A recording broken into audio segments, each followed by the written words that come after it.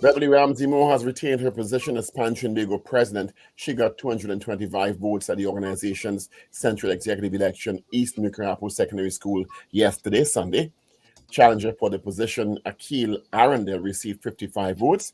Terry Bernard was elected the organization's vice president with 223 votes. 229 votes went to Denise Hernandez, who will serve as the secretary for the organization. Assistant secretary will be Ingrid Weeks, who got 233 votes.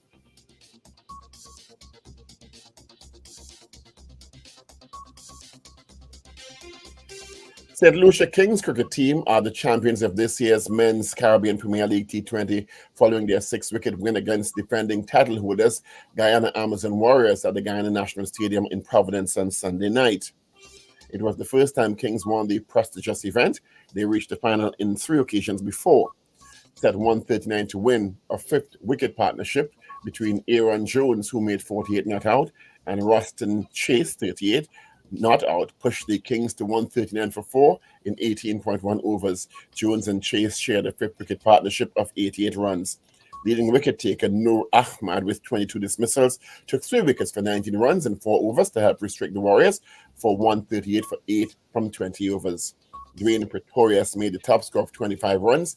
Warriors reached the finals on 7 occasions. Trinidad and Tobago Knight Riders also lifted the CPL trophy on 4 occasions. Barbados Tridents, Jamaica Tallowas, and St. Kitts Nevis also have won the title on different occasions. Finally, nearly 6,300 people have fled their homes in the aftermath of an attack in central Haiti by heavily armed gang members that killed nearly 70 people, according to the United Nations Migration Agency. Nearly 90% of the displaced are staying with relatives and host families, while 12% have found refuge in other sites, including a school, the International Organization for Migration said in a report issued last week. The attack in Pont Sunday happened in the early hours of Thursday morning, which left many had left in the middle of the night. Gang members came in shooting and breaking into houses and stealing and burning houses. One resident said she just had time to grab her children and run into the dark. Many of the victims were shot in the head by the assailants. And that is news to 6 a.m. right here on News Power Digital. We'll have major news coming your way at 7 a.m. Good morning.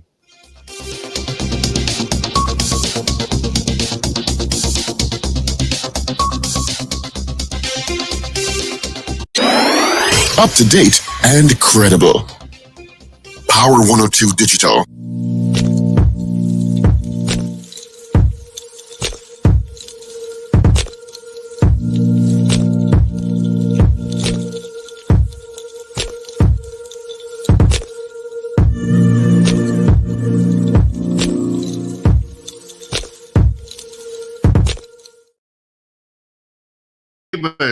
It is 7 minutes after the hour of 6 o'clock. Thank you so much for joining us on this Monday, the 7th day of October. Week already. Thank you so much for joining us. Of course, full cast on the show this morning. We just heard from Paul Richards. We'll hear from Wendell Stephen. Richard Ragoobarsingh will join us late. Of course, Ruben and Shane in the mix. Of course, my name is Steve Khan. 26 degrees at Piarco International Airport, 24 at Crown Point in Tobago. And let's see if the Met Office quickly has updated their weather for this morning. No, they have not. So I'll do that shortly when it comes up. Traffic-wise, cool with the sugar goners, and after that, it's just a volume. Good morning to you, Paul. Good morning, Steve. Good morning, Wendell. Morning, Wendell. Hi, good morning, Paul. Good morning, Steve. Good morning, Richard. And good morning, Trinidad and Tobago and listeners all over the globe. You didn't follow the deal. Actually, I have a very good friend who never misses this show. His name is Wayne Ramsey. And he has this event every year that he's been inviting me to. And I've never been to it. And I decided that this year I'll come. You just go Florida, like if you're going to San Fernando, yes? Yeah, but it's like hopping on a maxi. Well, it's called miles, using miles, because that's what I did. So I did it early. I booked early. I wasn't coming, but at the last minute I decided to come, and then I had a great time. So good morning, Wayne Ramsey, Is that a problem you usually have? No, well, sometimes I do. I always have a good time once I jump on a plane, right? Mm-hmm. Oh, So okay. Well, yes, batten down the hatches. Lots of rain in Florida this week, and I Hurricane just Milton is heading your way on by Wednesday, I think. in my way, I won't be there. God willing, I'm leaving here today. Yeah. Ray Ray out in West Palm Beach, Florida, batten down the hatches. Hmm. Yeah, but I met Mickey Crosby. I said in this picture for Paul, yeah, she that back analyst. I Oh, say she meant well. she knows you. She knows Oh, you well. well. But she was at the event that I went to. She should It know. She really told was. me everything I know. Uh, Yeah. Mm-hmm. Back at this one. I say, Nikki, are you aware that Paul on national radio said the other day that the first time he smoked weed was with you? She laugh. She I laughed tell because you she that, knows it's true. but that girl has a spirit. The She first and has a only spirit. time. Huh? The first and only time. Yeah, she has a spirit, boy. Nothing. Nikki don't get vexed and things. She don't get angry. Yeah? Yes, she does. She does. Okay. She's a Leo. She gets very angry. Oh God. Use temper. Oh yeah. Oh, Lord. Uh, Stay away. uh, but Good night to all our listeners out in St. Lucia. On it again, I yeah, probably today, boy. a lot of good things happened yesterday. I get St. Lucia Kings won their first CPL title. I Mm-hmm. mean, this coming on the heels of the Julian Alfred gold medal. They must be feeling really, really great in St. Lucia. Mm-hmm. You know, Beverly Ramsey Moore won Pan Trinidad elections. Mm-hmm. We will chat Uh, with her this morning. yes, she must be feeling great. What Well, I else? think What she's else? done a great job with the organization. I didn't think that anybody could actually challenge Beverly Ramsey, Mm-hmm. quite frankly. Mhm. And, Yeah, but they did. I mean, Fuad well, Abubakar they was were busy challengers, on but social I media. mean successfully challenged her. Yeah, Fuad Abubakar was busy on social media trying to bring her down. You know, she and a couple other people. But Mm. I And think she's done. his gravitas centrus is what? I don't even know. What is his Because, gravitas I don't centrus? know. because I asked him, I said, Fuad, What what do is he you? known for? What has he done? But I asked him, what is his end game? What does he hope to achieve by what he was doing? And I want to know what he's done. What he's done in the country. what he's done for Pan, even What he's more, done more so. full stop. Well, All right. I Okay. anyway. Anyway, Should that I was rest my case or should I continue?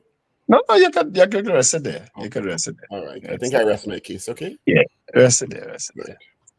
Happy that birthday was to a couple very good friends of mine, Roderick Chasso and Alison Laurel, celebrating their birthdays today. Happy birthday.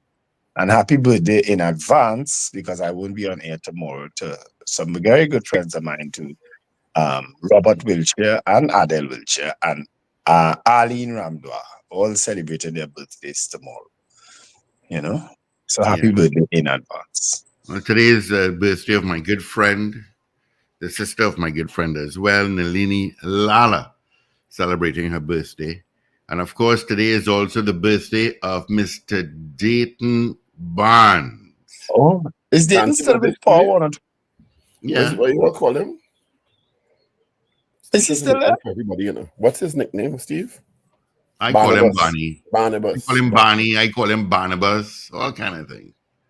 I haven't seen Dayton Barnes in ages. Yeah, he aged a lot.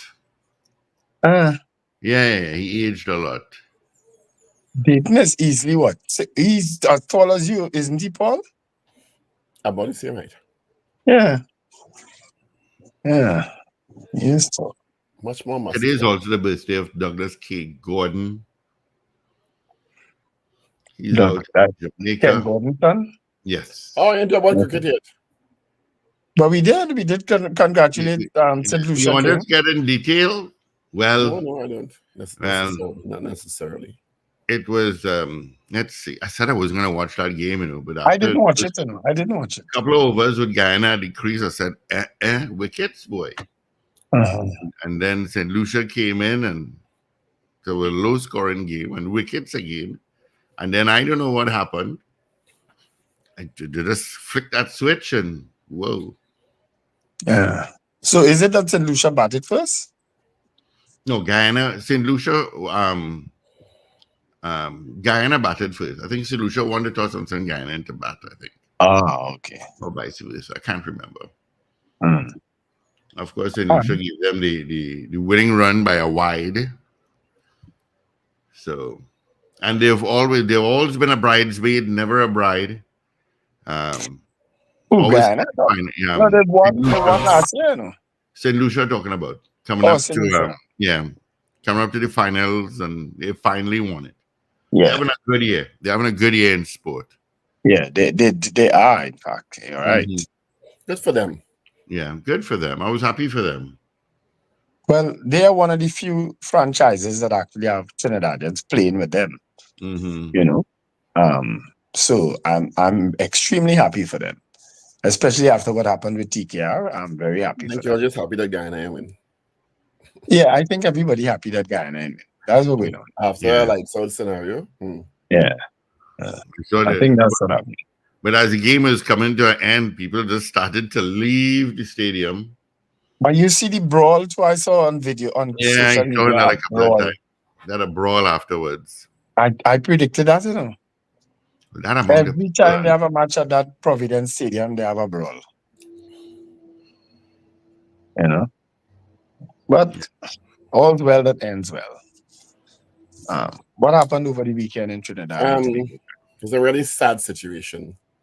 Well, two sad situations. Let's start with the Hyatt Regency issue first. But I have to give them credit because that's what you call a responsive organization. They put out a statement about let me read it because I know Wendell's quick on the draw with these things. Well, Wendell's quick on the draw generally. No pun intended. That's me, boy. Speedy Gonzalez. While he gets it, let me just give you some good news. Students of Presentation College Chaguanas arrived into the country, met by classmates with the return from the first Global Robotics Challenge in Athens, Greece.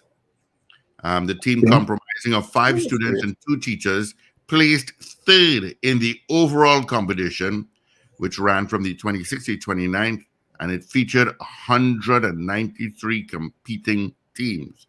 So kudos to Presentation College Chaguanas and placing 3rd for you in the Global Robotics Challenge.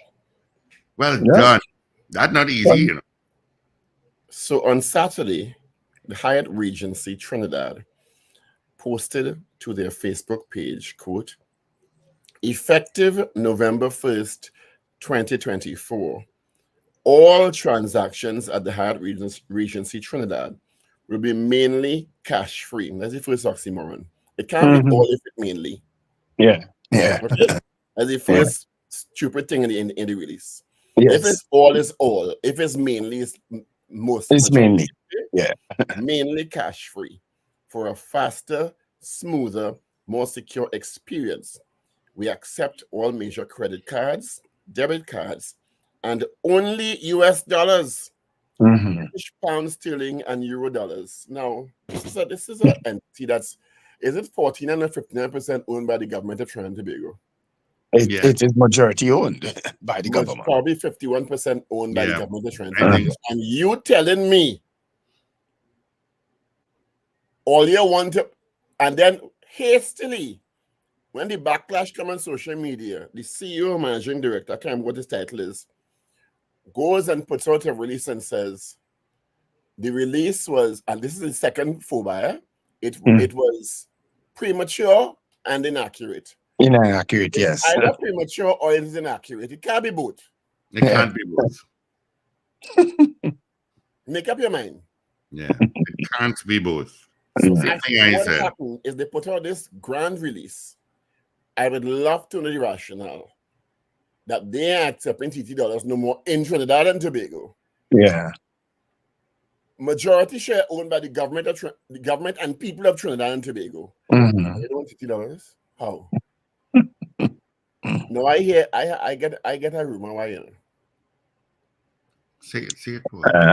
Let's hear. You know, but one of the usual suspects go jump out and say, I'm disseminating unconfirmed information. Good morning. From one narcissist to the next. Well, you know me, I don't have any cover for my I hear mouth. my understanding is they're trying to manage. Let me put it this way: undesirable guests. Oh, okay. Make sense? Mm-hmm. So undesirables don't have credit cards and US dollars? It's easy to track. Okay. For law enforcement to track. Mm-hmm. Okay. And the state to track. You understand? Mm-hmm. Because certain people book out rooms Mm-hmm. and leave the room sometimes in a state and pay in huge amounts of cash. Oh. Mm-hmm. Certain people, certain groups, right? Okay. On a regular basis. Not only there, other places too. Mm-hmm. And it's a Cash way of is king. dealing with their financial obligations and the source of funds issue. Mm-hmm. I guess it was an attempt at some level to try to deal with that aspect. To control that. To control that. Because it is a great concern, I understand. Yeah. But of course, okay. But that sounds plausible, Paul. Well, it's plausible, but then it penalizes the majority of people who use the facility and pay in TT cash.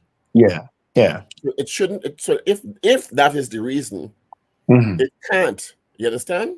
It can't be. That can't be the solution. It can't work. It can't be the solution because Lester, why are you putting thing in the chat? Take it off.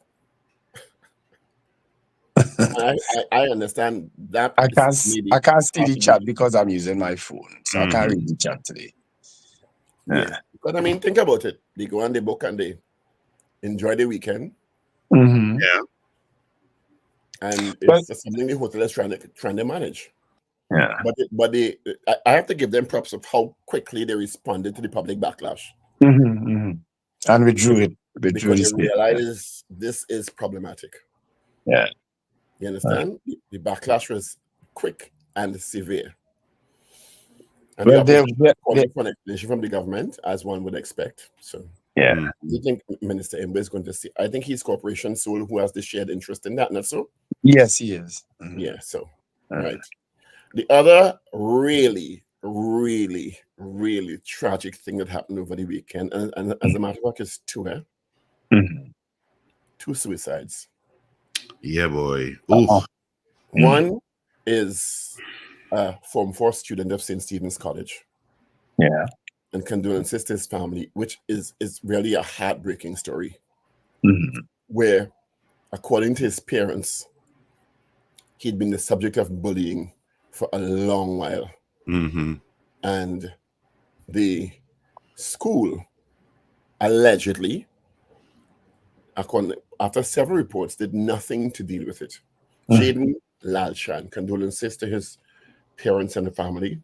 Yeah, it is a heartbreaking story. I'm going to play a video of the mother when she was interviewed. And I mean, any parent or any decent human being will understand the kind of heartbreak that is. Yeah. For a 14, 15-year-old child to reach the stage where he's afraid to go to school or doesn't want to live, they heard all, according to the reports and the parents, the mother, all sorts of insults at him, calling him the derogatory sexual orientation names with no evidence to support that. You understand? And the only thing was that he shouldn't be subject to that. And it seemed that he was tortured by this bullying for months and nothing done definitively. Stop it. So this is the mother. I hope the Ministry of Education is going to... Because of the bullying, right? I brought this attention to the school. Nothing was being done. Even from the dean who I spoke to, said she's going to call in both parents after I make the complaint. 4 days went by. I never got a call. I lose my only child because still nothing is being done. The school is not holding accountability for his death. Has the school reached out to you? No. I went to the school on Friday because they never reached out to me. And it was unfair what had happened to my son because of bullying. My son was scared to even come out of the classroom to go to the washroom because he was so in fear. I lose my son because of the bullying. Right? I brought this attention to the school. Nothing was being done. Even from the dean who I spoke to said she's going to call in both parents after I make the complaint. 4 days went by. I never got a call. I lose my only child because still nothing is being done. The school is not holding accountability for his death. Has the school reached out to you? No. I went to the school on Friday because they never reached out to me. And it was unfair what had happened to my son because of bullying. I mean, Yeah, that is how could the school not actually reach out to the parents? because Paul, the teachers of today, and It's I not don't, about I the don't. teachers, it's about the administration of the school. Okay, so the administrators of schools today aren't the administrators of long time. Let's face it. There's a level of uncaring now that probably didn't exist back in Yeah, the but day. part of what the responsibility of the educational institution is the safety and well-being of the child. Yes. You know that it's not only Yeah. to teach child maths and English, right? Yes, I know. Part of the responsibility when your child is inside of those four walls is their well-being and safety. Yeah? Yeah. I was a victim of bullying. Me too. Growing. Yeah. But you see, back then, they tell you toughen up and stuff like that. I mean, you can imagine what has to be going through that young man's mind for weeks or months. Abject fear of having to go to school. He can't even function in school. Yeah. And then he thinks the only way out is to take his own life. I mean, yeah. Sad, eh? Condolences to his parents again. And it is, when I saw that, it's just like, his parents are Farida and Rohan Lalchan. And that's worse than the school fighting and thing. You know? That is your bullying. It's equally abusive. Yeah. You understand? Yeah. So this young man's life is gone now. This child, I should say. And there was a suicide of an adult too. An adult. That's the other one. What's the story behind that one, though? He said he was looking for a job. His girlfriend. Oh, I think he suffered from depression. He suffered from depression, and he was looking for a job, and I don't know. Yeah. Well, recently, a mother sued the state in the judiciary and the office of the AG over the lack of protection of her daughter in a domestic violence situation. So I am not sure that there's not a case to be made here. I don't know for sure. You understand? Yeah. Like I said, part of the responsibility of a school is the safety and well-being of the children in the school. Yeah. It's not only to teach maths and English. Yeah, and especially if she could prove that she did in fact make reports, you know? Yeah, about the bullying and that nothing was done. Yeah. And that nothing was done. It is a tragic. Nobody wins. And a young life is gone. Yeah. And it's just like, that broke my heart, honestly. And as we talk about young people, give me a couple seconds to deal with a particular situation, because I would have read it over the weekend and I think I would have shared it. And that is the comments of the opposition leader during her budget presentation concerning pedophiles in the PNM. And it's not the first time she has made that accusation. And she made it again. I don't know what was the response at the time in Parliament, because I didn't see her presentation. But I know that she would have made it to death thumping from members of her party. Now, I don't know if Mrs. Prasad Bisesa is aware or if people are aware how sick, nasty, despicable, and vile pedophilia is. You see, when you politicize a situation like that, where people are interfering with children, people are molesting children, people are violating children, there is nothing on planet Earth more vile and despicable as that. And to make those accusations in parliament and about a political party and a political entity, to me is base and as low as you can go. We would have had prior a presentation by a member of parliament for Tobago, Vanilla Allen Toppin, where she attacked the then opposition leader, Dr. Rowley, on certain things. It was probably the vilest moment ever in the parliament of Trinidad and Tobago. And I don't know why the opposition leader would go down that particular road. And I'll tell you what, I equally object to certain comments that people make about the opposition leader in terms of inebriation and so on. I don't like those things. But guess what? People drink. Guess what? People are corrupt. People are all different manner of things. But you see, you can't compare that to be accusing people of being pedophiles. It does not compare. And to go in a parliament and make those comments about a political party and so without backing it up with any sort of evidence, to me it is despicable.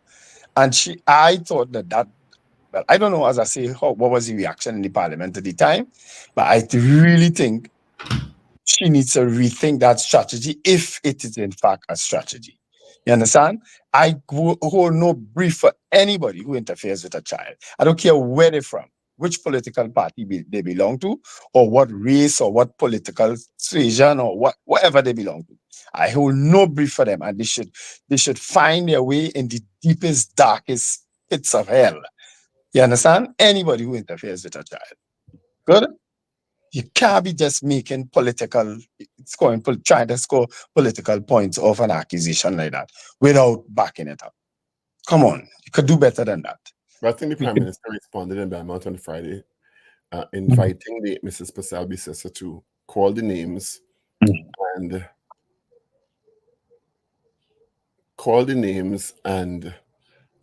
Rena, I hope it's an accusation or allegation you're making there.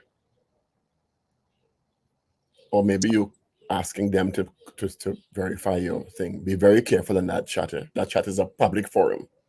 Yeah, I can't see it unfortunately. Be very careful in that chat. That chat is a public forum. Okay? The implications to what you all put in that chat.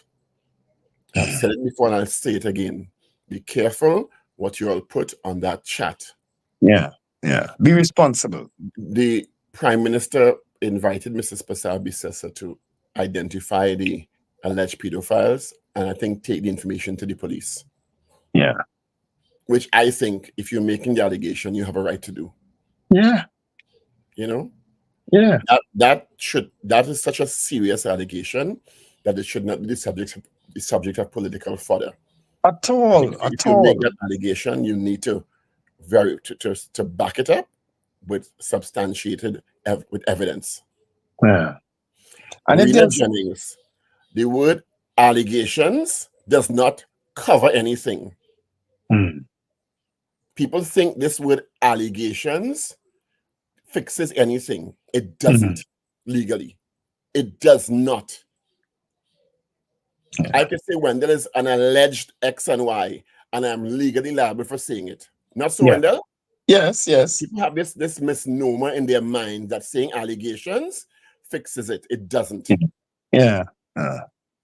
There are certain things that you don't cross the line, man. And you see that is why too, I would not have raised issues concerning people's private domestic life. I don't like it. As much as they might be in public office and so on, I don't like it. You understand? But guess what? When adults doing the thing, that's fine. I do a lot of things that I'm not proud of. Boss, we're not going down that road. Okay? We're not going down that road. I'm Sorry, just going to delete both comments for now. Yeah, delete it if you have to. Right? As I say, I can't see them. But if you feel it's sensitive enough, delete it. Yeah, That's but how. we're responsible for the comments in the chat. Yeah. People feel saying allege this and allege that makes it better. It doesn't. Yeah. You're still putting the libelous and scandalous information out there. Yep. It does not fix anything anyway. When Steve comes back, we'll open the phone. Anyway. Yeah. I think that if you make a statement like that in Parliament or anywhere for that matter, you should be able to substantiate it with evidence to the police. Because if what you're saying is provable, it means that somebody needs to be held by the police because a child is being molested. Yes. That's how serious it is. If what you're saying is true, it's not just an allegation. It means the police and law enforcement needs to follow up to take a child out of that situation, because that's what pedophilia implies. Or bring a perpetrator of pedophilia to justice. If what you're saying is true, you need to actually bring evidence to support it. Yeah. Don't that do belong in the politics. As I said, if you say it, be willing to back it up. Yeah. Shall we open the phones? Yeah, we could. Yeah, let's do that. We have some calls coming through already. Good morning to you. A very good morning to you, Steve. Morning. Good morning, Dr. Paul, and good morning, Wendell. Good morning, Miss Dabity. So very well, I must say congratulations to the St. Lucia Kings, because that was my team against Tikiara in the finals. So at least I got a team in the final. So next step. You know, when I heard this mother speaking about her son, you could see the ache in her face. You could see how she was. And you know, when she said that the boy can't even go to the bathroom. So I studied the whole morning here in school and had to wait till he reaches home to use our bathroom. That's an all could have him sick in his stomach. You know, so I wondered why the parents didn't go to the police if they wasn't getting redress at school, because the police station is the police making a report to police is another option. So these schools that I know a lot of principals, a lot of my friends are school principals and senior teachers. They don't deal so lightly with these things, you know. And as a matter of fact, from the day one, you know, they say if it's not stopping, and suspension does not work. Suspension does not work, because when they come back out, they start the same thing over and over again. You all remember Dr. Paul? There was a young lady who has been charged for, I'm not sure if the person died, a student. She was expelled from school, but she said, or her parents said, that she was a victim of bullying and she couldn't take it anymore. And she walked the knife that day and she stabbed that student. I wonder if the child died or end up in hospital, you know. And right now, well, I can't say right now. At that time, the parents said no school wanted to take her because they figured she's a bad child now. But it was the result of bullying according to her parents. So it could be either suicide or for you to commit some kind of crime. So I think bullying is not being addressed properly. It's just like a by the way thing. And it's still other things happen because of that. Anyway, you all have a good day. And Wendell, enjoy yourself as usual. I always do. Thank you. I forgot to congratulate Scotiabank for another hugely successful breast cancer awareness work over the weekend. Yeah. I mean, thousands and thousands, and I think Scotiabank has done a really amazing job with building that work to raise awareness and raise funds to deal with breast cancer in Trinidad and Tobago. So congratulations, Scotiabank. Okay. Yeah. Right. Good morning. Good morning, gentlemen. Morning. Good morning. With all you all talking there, I didn't hear any mention. I know you all normally see a lot of videos. I saw one come across my phone with a man beating a older man on her back. You saw that? I'm very concerned. I hope the police see that and the authorities find that person, because senior citizens have it hard in this country. I I normally hear some stories about senior citizens and the children or grandchildren with a pension. It's something else. I don't know I if got the video and I you sent it saw to a two video. senior police officers who said they were trying to get a location. So they were actually investigating it. I haven't seen that video though. Thank God. God, Paul, what you think about that? And I didn't play it this morning because I didn't want to re-traumatize or re-victimize the Oh, elderly right, okay. person, you know, because the person was I think she may have been in a hammock and they took her out and they were trying to take her upstairs and they were using a paddle and hitting her on her behind for her to go up the stairs. And What's the elderly home? no, it's a residence. Personal. Oh, Michael Long is saying it was Suriname, so it may not have been in Trinidad and Tobago. It was distressing to look Oh, at. okay. But worldwide, this is madness. What's happening to the younger generation?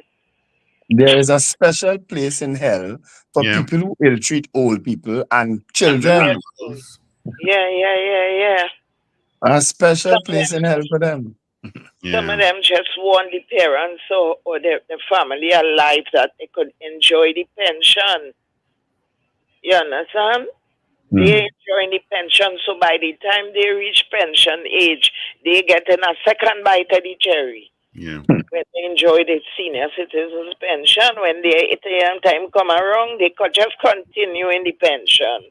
It's very unfair for some senior citizens all over the world. All right. Thank Thank you. you, Okay. If you're heading from the eastbound, from Cocorite into St. James, as you take the flyover, they're burning some debris. So the street is off, so you have to take an alternate route. So that's What going to for? create some traffic. I have no clue. All right. What That's they could be protesting down right there? before the St. James Infirmary. All right. Yeah, nowhere. That's by the alley there by Jefferson Street. I don't even name the street, but good morning. Hello, good morning, gentlemen. Morning. Hi, Steve. Hi, Wendell. Hi, Dr. Paul. Hi, Richard. The Central Animal Lover. I know, Wendell, you were asking for an update for the lady I was trying to assist, the elderly lady. Well, Yes. American Stores did reach out to me. Kavita is such a darling, you know, and much kudos to American Stores. However, the lady is, you know, when you get old and you're scared of everything. So she was, she didn't want anybody to get in trouble, anybody to lose their job. She was panicking, you know, if she takes things on terms, how she's going to pay for it. And, you know, I had to calm her down and say, well, listen, we will sort it out. After much prying and prodding, I realized that she has some family down here that she has not been in contact with for years. They would call her off and on. I did contact her, contact them. They came down. They saw her. They convinced her to spend a weekend with them to see if she would be comfortable staying with them. However, she didn't like it, so she decided to come back on her own, right? But I spoke to them, and they're willing to take charge of the situation and assist her. I will be there to make sure everything is okay with her. The cast is off. She's wearing a brace now, so she's not experiencing as much discomfort sitting on her bed. So they will sort her out, and I'll be there to monitor as best as I can because I can only do, you know, so much because I am all battling my own issues as well. So, you know. All right. Good to hear. Thanks for the update. Sorted for now.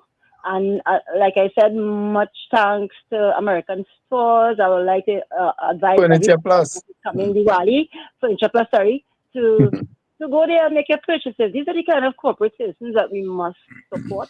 You know, they called me the very same morning and she kept updating me, calling to see what's happening and how they can assist and all of that. So thank you very much to the owner of Furniture Plus. And Kavita. Amjad Ali is his name. Amjad and Kavita Singh. Mr. Amjad Ali. Yes, Mr. Amjad Ali. Thank you so much. May God continue to bless you and your business and anything I need. I'll be heading your way. Doesn't matter how big or small. I'll throw my support behind you guys. Right? Great to hear. Thanks. Thanks, Sam. The support. All right. So thanks, Steve, for forwarding my number as well. You're a darling as well. Thank you so much. No problem. Right? Oh, yeah. Furniture Plus is my go-to. Yes. Amjad, Kavita, the entire crew. Yes. Bye-bye. Take care. Goodbye. All All right. right, take care. Bye-bye. Thanks for calling. Thanks for calling and giving us that update. Good morning. Good morning, gentlemen. Morning. Good morning. This morning, after listening to that parent, the mother of that young boy from St. Stephen's College on the both station TV6 and CNC3 last night, it was like deja vu for me because I experienced that with one of my sons at Newtown Boys. And let me tell you something. You see, wait, I want to ask something. Could you all remember? I don't know if I have it correct. Didn't the former Minister of Education, Tim Singh, didn't he bring down a bully expert once from Boston? I am sure I read that somewhere, trying to pull up the article. Anyway, let me move on. My son went through that in Newtown Boys. 2 boys beating him up. He going to the principal, he tell his teacher, nothing. He came home, he told me. I said, go to let the teacher know because during lunchtime it happening. Nothing. He go to the principal, nothing. They don't handle bullying. You know, when did this get involved in bullying? You see where it reached to? Well, this the first time in Trinidad. Because I read about that in the States, but Lord, it reached here. You know when they get in it? When videos come out and they fight in the school or in the road, that is when did this get involved. I could tell all you because I experienced it firsthand. They never did nothing. And when my son got fed up of the beating, one lunchtime, he beat the 2 boys. The security guard was shocked. You know what the security guard told me? He said, ma'am, if you just give your son 1 spoon of rice, give him 2. He said, because your son handled them 2 boys like a boss. He said, because they always beating up people children. He said, I almost get in. He said, because I say, what, 2 to 1? But when he see how my son handle himself, he said, no way. He said, when I find they get enough licks, I carry them to the principal office. The principal didn't dare. I see somebody put on the chat, oh, did they send home when you fight in school for 3 days? The principal didn't dare send my son home because I let her know. I say I will be on every TV and radio station with this. I said, because you're not handling no bullying. My son come into your office and all you're telling him is, go back in your class. Go back in your class. I didn't make up Good Friday, Bobby. Yeah. All right. So my son handled the situation. So when I saw that mother, Lord, it brought back that my situation. I feel it for that lady when she say she complained to the teacher. She complained to the principal and all. You ain't do nothing and days with this boy reach. Man, a real mad this morning. Have a good morning. You have a good day.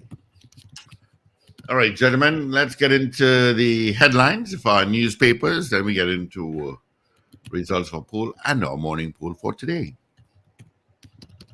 All right. I am guessing Paul would have the papers. Yep. You had to have them online. Somebody had a right today. You know what they're protesting for in St. James? Water. Water? Water. St. James? Yeah. A water problem. Jeffers Lane, St. James protesting for water. For water? That's what Antonio Butts is saying in our chats. Any relation to Jared Butts? Okay. Yeah. Right. Let's start. It is Monday, the 7th of October. Let's start with the Trinidad and Tobago Express, the Daily Express, sorry. Lights out for Guyana Amazon Warriors. Aaron Jones was the star of a thrilling 2024 Republic Bank Caribbean Premier League final. Nevertheless, displayed with the bat-powered St. Lucia Kings to victory. Foster, a topic of Prime Minister Dr. Keith Rowley being replaced as political leader is a non-issue. UNC will scrap property tax, so says David Lee. Beverly re-elected as Trinbago head. Bullied at school, a police investigation has been launched into the death of 15-year-old schoolboy Jaden Lalchan after he died by suicide following an alleged bullying attack. This confirmed by ACP Wayne Meister, who said under the Offenses Against the Persons Act, bullying was considered a criminal offense. St. Stephen's College mourns with family. Fewer students in tertiary programs. Hyatt pulls back. And Patriotic labels minister's statements as misleading. Let's move to The Guardian for today now. Kamala vows justice for bullied teen who ended his life. Parents knock school for ignoring son's complaints about bullying. Patriotic claims interference from Young wants new refinery bidding process. Imber still needs to explain Hyatt policy, says Lee. Beverly re-elected as Trinidad boss. And whistleblower fired after revealing alleged abuse at Covert Children's Home. The front page of The Guardian states that bullies must pay. And regarding to that really tragic story about that young man who took his own life. Let's move to the news day now. Ramsey Moore returns as Trinidad boss. Patriotic wants refinery bid process scrapped. Earlier, grateful for 2024-2025 budget allocation. UNC complains about PNM inflicted hardships. Beverly's barely surviving Cal pilots Louis Page in the region. Young PNM showed responsibility and maturity. And Lee calls for clarity on cross-border gas fields. Minister Imber in a post-budget forum states 1.9% GDP growth expected in 2024. And EBC gets $61 million more for 2025. So those are trending stories in your Guardian, Express, and Newsday for today, Monday, the 7th of October, 2024. All right. Thank you so much, Paul. Let's get the results of our morning poll, where we asked you on Friday, do you think PTSC is providing an effective public transport service? Every single person said no. 100% no. I might tarnish the poll, so I apologize. So I have two questions this morning. I know which one. One is, should the school be held accountable for inaction regarding reports of bullying resulting in the death or the suicide of a student? One. And two, should Mrs. Prasad Bissessa name the alleged pedophile referenced in Parliament on Friday or retract the statement too? Oh, Jesus, two good polls. Yeah, either one is satisfactory. I prefer the one on the school and the child. I would. Okay, let's lean that way then. Let's go with that. Because that really is I don't know. But we have asked about bullying before. We never asked about that pedophile thing that the opposition leader has been raising in the Parliament. And this is not the first time she's done it. So I'm good with either one. I'm not in a position to write though, guys. So, and I have gone to the chat, but I can't do the chat and the screen at the same time. You need it right. So the question this morning is, should the school be held accountable for inaction regarding reports of bullying resulting in the suicide of a student? Am I still on stream? Can you still see me? Yeah. Okay. Because I can't see myself. The fact that I went to the chat on the phone, I didn't realize I could get the chat, but I can't do the chat and the screen at the same time. Steve, could you take the notes, please? Yeah. Steve, could you take the notes, please? Is he here? Well, I can't even see all, Steve, can you take the notes, please? Hey. He don't be hearing sometimes. That's why he'll be blurting out in the middle of people speaking. You know, Evie was chatting with me because I understand you're reading news. So we have to do a few things. So we've got some votes already.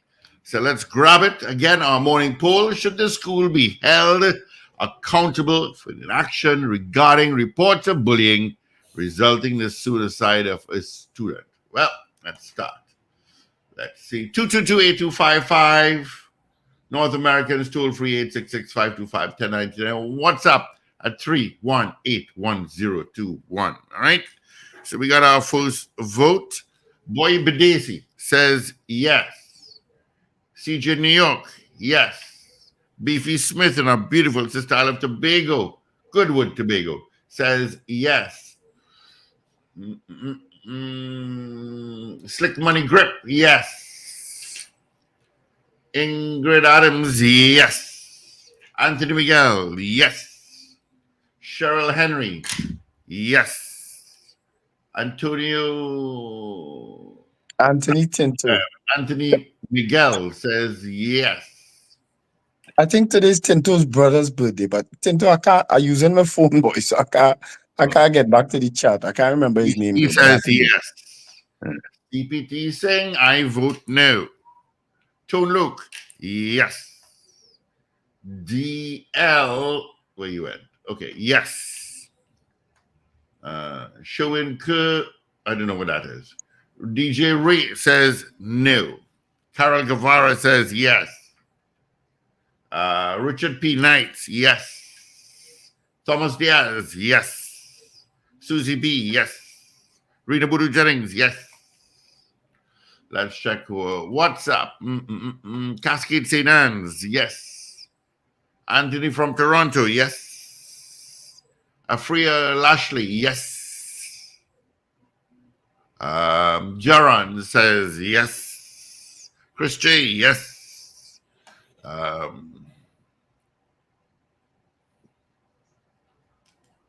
Let's see.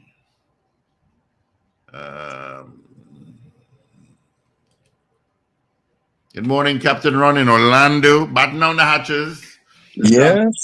Good morning. Good morning, gentlemen. Sandy Grandy, yes. Thank you, Grandy. Good morning. Good morning, yes. Thank you, Zena. Let's go back. Let's see. Where's the last one I did? Richard P. Right. Richard Duku says yes. Richard Jeremiah says yes. Ben J. Singh, yes. Julius Batiste, yes. CPT Singh says no. Empress Lal, yes. Empress. Ooh. Oh, happy birthday, Ingrid Adams. She's Libran also. Her birthday was yesterday. Happy belated birthday to you, Miss Ingrid. Hope you had a great one. Showin Kerr says yes. Michael Gradison says yes. Wayne Bennett says yes. Beauty Culture says yes. Let's go back up to see if I have any more votes. Val says yes. All right. Again, our morning poll. Should the school be held accountable for inaction regarding reports of bullying resulting in the suicide of a student? Yes or no? All right. Captain Ron says yes. Thank you, Captain Ron. Afraid to talk. Who? Who's afraid to talk? Me. About? I want to influence the poll. No, don't influence the poll yet. Well, the poll gone completely in one direction already. It don't matter. All right.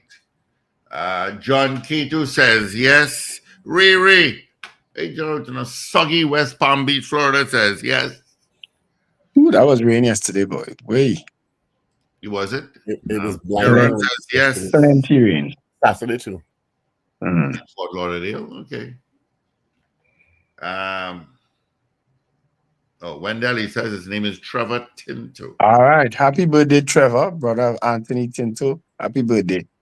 Coming from your brother all the way out in Ontario, Canada. And that's right there. Yeah. Captain Ron just buttoned. Do you see that? It's the worst hurricane, I think, in 100 years heading to Tampa. Whew. Yeah. I really hope they could. They nothing. See, I tell him pack up and come to Trinidad. He said, "Boy, I had to work still." But coming in over the weekend was kind of thing because we came through some bad weather and it was. I hate turbulence. Turbulence is the scariest thing on an airplane. Yeah, I don't like turbulence. All right. Should the school be held accountable for inaction regarding reports of bullying resulting in the suicide of a student? Yes or no? You have a minute and a half to vote. Let's get it going. Lester Crigwell says yes. What's up? Your response to our poll, yes or no? 318-1021. Just put your name next to it. Miss Ingrid said, I had a blast all weekend. Ooh, party animal there, Miss Ingrid. You should have come to Pompano Beach. You should have come by Wayne Ramsey. You gotta be invited. Jean Clark says no. All right. A minute again, 222-8255. WhatsApp 318-1021. Facebook and on YouTube. You can message us. We'll see it on your vote, yes or no. Should the school be held accountable for inaction regarding reports of bullying resulting in the suicide of a student? Wayne Joseph in Ontario, Canada says yes. You know, there are some polls, right? When you get an answer, depending on the answer you get, you wonder the thinking of some people. Is it that they're just opposing for opposing's sake? Wendell, don't say that you will influence the poll. Leave it alone. Oh, God. All right, let's get into our major news, Paul. Ready? Here we go. This is your news bulletin from Power 102 Digital. It is 7 o'clock in Trinidad and Tobago. This is news to 7 a.m. First, the headlines. The opposition leader promises to seek justice for the boy who ended his life after alleged bullying at the school he attended. Meanwhile, the boy's parents claim several reports were made to the school about the bullying incidents, which went unheeded. The opposition UNC calls for the finance minister for an explanation on Hyatt's announcement of accepting only US dollars, which was retracted shortly after. And Beverly Ramsey Moore has retained her position as Trinidad president. We'll have details coming up next. This is news to 7 a.m. on News Power Digital. Good morning. The opposition United National Congress has promised to ensure justice is served for a Form 4 student of St. Stephen's College who ended his life tragically, allegedly after being bullied for some time at the institution. In a Facebook post this weekend, leader of the opposition, Kamla Prasad-Bissessar, said there were reports that the 15-year-old Jaden Lalchan suffered tremendously over an extended period from abuse and bullying. Prasad-Bissessar said if the allegations are proven to be true, justice must be served on all who terrorized the boy and all who turned a blind eye to his suffering. During the UNC's weekly press briefing yesterday morning, Member of Parliament for Chaguanas East Vandana Mohit supported Prasad-Bissessar's call for justice. She said her colleague Barry Padarath paid a visit to the family on Saturday. Mohit claimed government was failing to manage children's homes across the country also.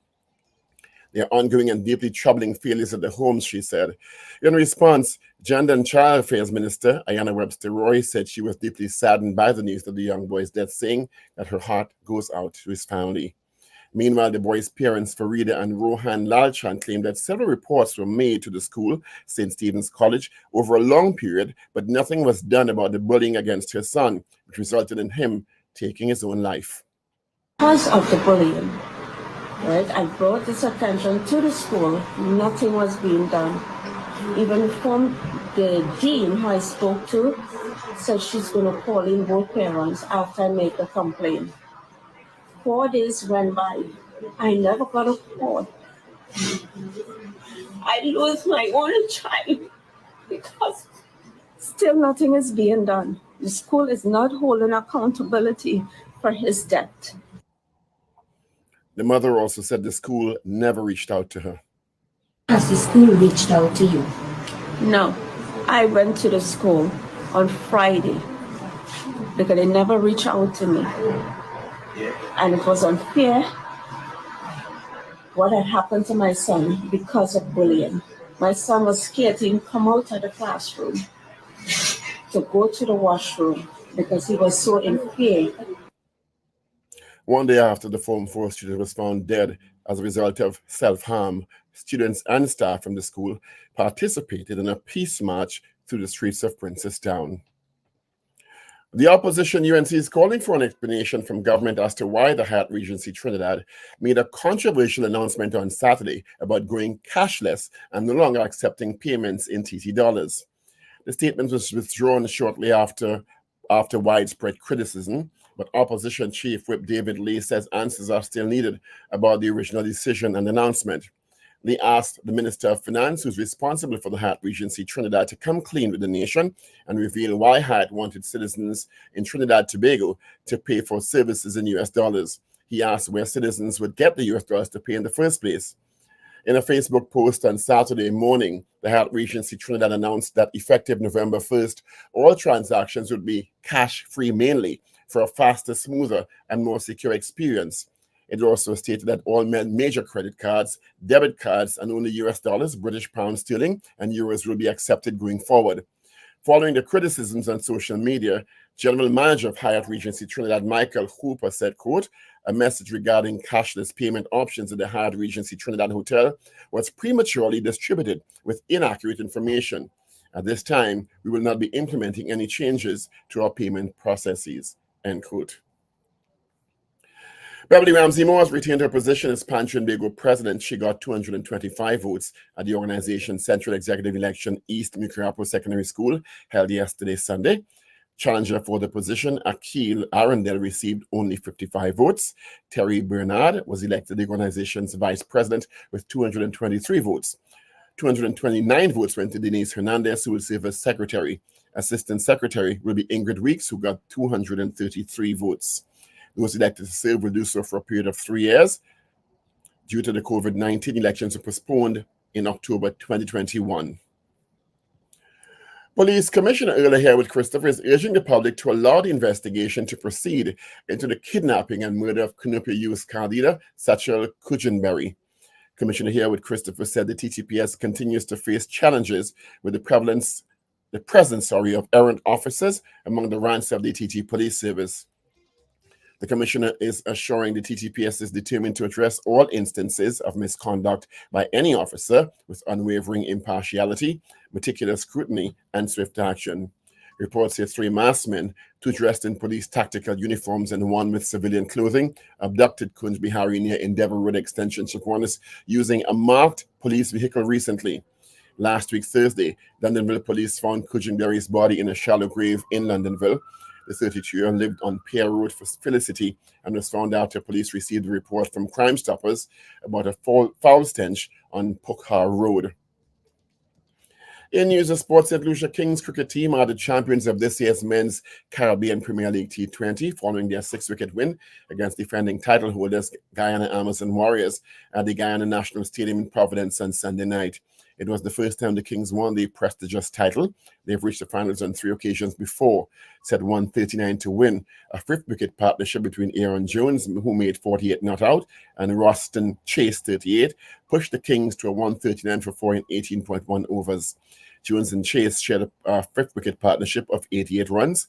The leading wicket-taker was Nur Ahmad with 22 dismissals. He took 3 wickets for 19 runs from 4 overs to help restrict the Warriors to 138 for 8 off their 20 allotted overs. Dwayne Pretorius made top score with 25 runs. Warriors have reached the finals on 7 occasions before. We end this newscast with news of the weather for the period today until midnight. Trinidad, Tobago, and the Windward Islands. Partly cloudy to cloudy at times with scattered showers, some of which may be heavy and thundery. There's a medium of 40 to 60% chance of isolated thunder shower activity over various locations. Night will be generally fair despite 1 or 2 showers. Gusty winds and street and flash flooding may occur near heavy downpours. Expect a high of 32 degrees in Tobago and 33 degrees Celsius in Trinidad. To end our 7 a.m. newscast, here are the headlines once again. The opposition leader promises to seek justice for a boy who ended his life after alleged bullying at the school he attended. The boy's parents claim several reports were made to the school about the bullying incidents, which went unheeded. And Beverly Ramsey Moore retains her position as Pan Trinbago president. That is news to 7 a.m. right here on News Power Digital. We'll have major news coming your way again at 12 noon with headlines coming up at 8 a.m. Up to date and credible. Power 102 Digital. All right, thank you so much, Paul, for our major news. Of course, as Paul said, we have another major at noon and headlines coming up at 8. Traffic-wise, that protest, as you get into St. James of Cook Reef, is that a highway? Yeah, that is creating some serious backlog. So please take note. All right, even going under the flyover to Makurapo Lights is creating a little problem there. Okay. Apart from that, where you think you'll get traffic, you will get traffic this morning. Usual time, it's peak time for traffic. So it is. All right. Let's see if we have any more votes to go with. Boswell John, I got your vote. Okay. Right. All right. So our poll this morning. Somebody said the poll tarnished by playing the video of the mother. I think some people come to this show because they like to be aggravated. Yeah, of course. That's what I say. When somebody answers no. Thanks for joining us every morning. Who's that? Glad we can send your blood pressure up every morning. Keep your heart pumping. When somebody could answer no to a poll like that, I'm wondering, the thinking. I would answer how they want. But the results of the poll, people could answer how they want. No, I ain't saying no. But I would like to know they're thinking behind it. Because they don't agree. Should the school be held accountable for inaction regarding reports of bullying resulting in the suicide of a student? Well, we had 48 votes this morning. 4 of you all said no. 44 said yes. All right. So there you go. I have a suggestion for the show.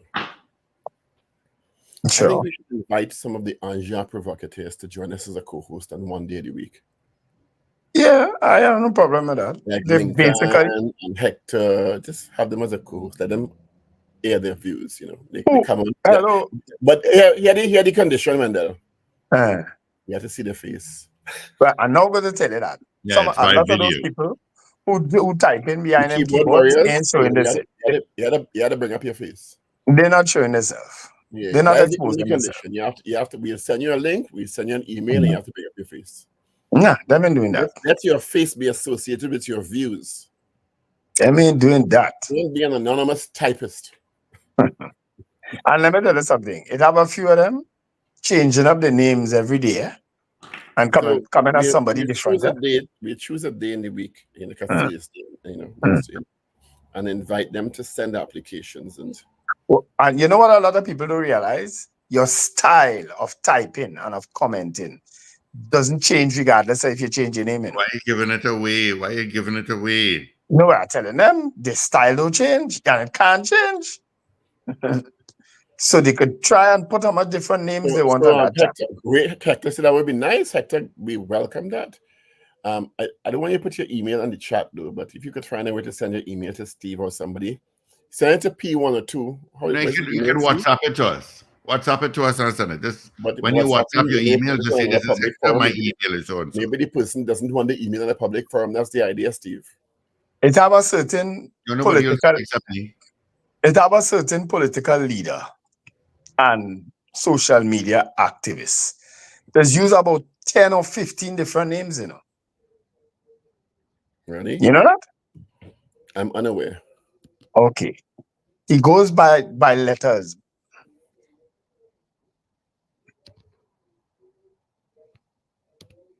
I'm unaware. Okay. Just know that. Fellas and them had nothing to do, except be a pest. Yes, sir? A pest. A social media pest. A keyboard assassin. Saying some of the most vile things on social media. Plenty of them. Plenty like that. Well, I think having people who share different views as co-hosts on a particular day can only add to the richness of the show. Yeah, well, I mean, we read some of their views anyway, so precisely it doesn't matter. So whether they think. All right. Come on the show and show your face. Let's see who's associated with these views. All right. Let's say good morning going out to the president once again, Beverly Ramsey Moore. Good morning. Good morning. Good morning to you and to all my friends there on 402. Morning, Mrs. Ramsey Moore. And Morning, congratulations. Mrs. Ramsey Moore, and congratulations. Thank you so much. You I like see you dancing up a storm yesterday, man. And we should say congratulations on the national award as well. Yeah. Yes, thank you.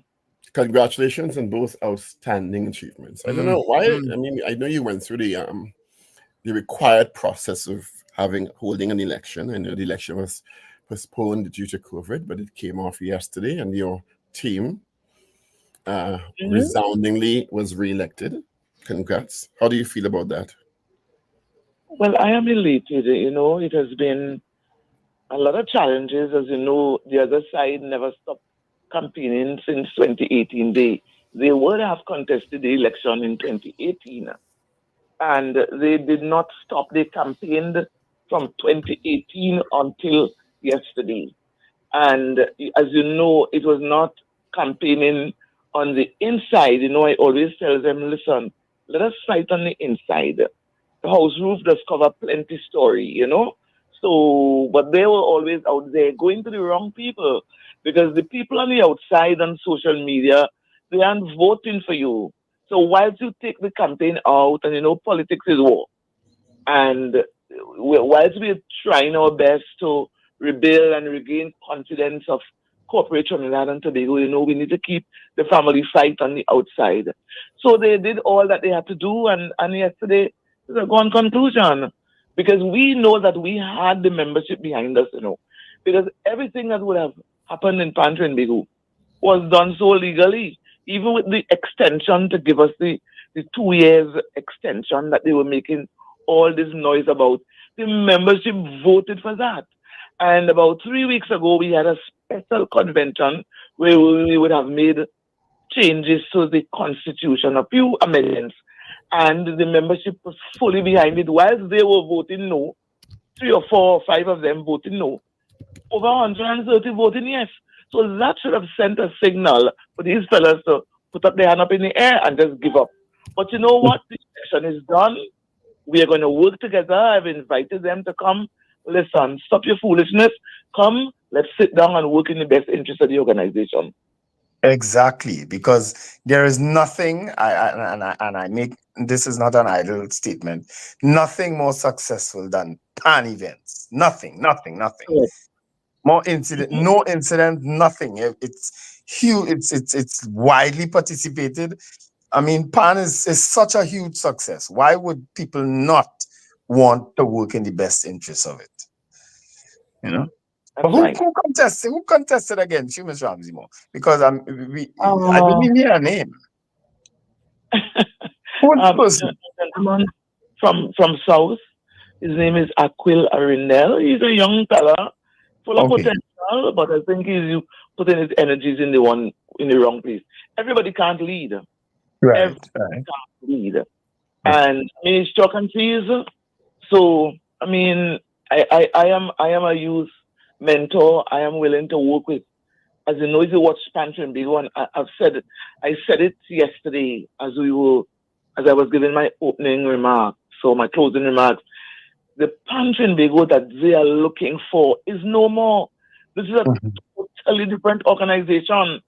That organization that was, you know, that the EY Ernst & Young report condemned, that Trinidad and Tobago that people feel that they can just come in and do what they want. No, it's a well-structured organization, an organization that has been turning out clean audits after audits after audits.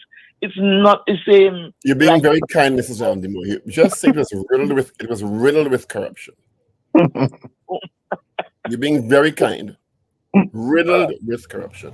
Mrs. Ramsey Moore, now that you've been re-elected, I think you've been able to bring back some legitimacy to the PAN organization. What are your next set of plans? I know you've also been instrumental in working with the Ministry of Tourism to help make PAN the national instrument, which is now officially on the law books. What are your next sets of plans for the organization? All right, so we have been partnering with other stakeholders besides the Ministry of Tourism and Culture. One of the ministries that we've been working closely with is the Ministry of Trade and Industry, because we're really focusing on building out the industry and the various buckets. It's not only the entertainment buckets alone. We have education, we have the in terms of the marketing, the promotion. Now we're dealing with the geographical indication, which has given us legal protection. We didn't get a patent, but at least the geographical indication from the IPO office and the World Intellectual Property Office now proclaims once and for all, if you want a real authentic steel pan, then the land of the steel pan is Trinidad and Tobago. So we are working on that, the global ascendancy, strengthening our relationship with our partners throughout the world, because if we are the world governing body of PAN, we are going to continue focusing on our marketing strategies so as to help our tuners, our technologists, all those persons who work in the industry producing anything PAN, whether it's the craft, whether it's the cases and all of that. So we will definitely provide that support, and we are hoping that the manufacturers will organize themselves so that we can really, really build out on this industry. A ton of pan is very expensive outside, it's about 8,000 US, and so we really, really need to get pans around the world in all the continents. So we are going to strengthen also Ministry of, that's Amy Brown's ministry, Dr. Amy Brown's ministry of CARICOM and Foreign Affairs. We also establishing relationship with them. As you know, we work closely with them to accomplish World Steel Pan Day, along with our line ministry and our line minister, Senator the Honorable Randall Mitchell. So it's a new framework. It's how we're going to build out, and that is what I look forward to going forward for the next 4 years. Great. What about the issue of pan in schools? So that is under the Ministry of Education. We need to ramp up that some more. And I spoke to Minister Gatsby Dolly, and we need to have this formal sit down with the Ministry of Education so that we can really push this initiative. But what's the present status? Because I know there's nothing now stopping schools from having pan as with any musical instruments in a music class. But what is the vision? Is it that pan is in every school? Is it that it's an option? Because I'm not clear on what the present status is and what the vision is moving forward. All right, so I think after there was a change, Minister Gatsby Dolly was made Minister of Education. She wanted to reevaluate the program. So it was out for a little while, and they're now reintroducing that aspect of it back into the schools. I can't really provide much information at this time until we have this sit down. I know that one of the things that they probably that is really bogging them down is the funding for putting these ensembles in school and constructing real or proper pan rooms so that the instruments will be protected.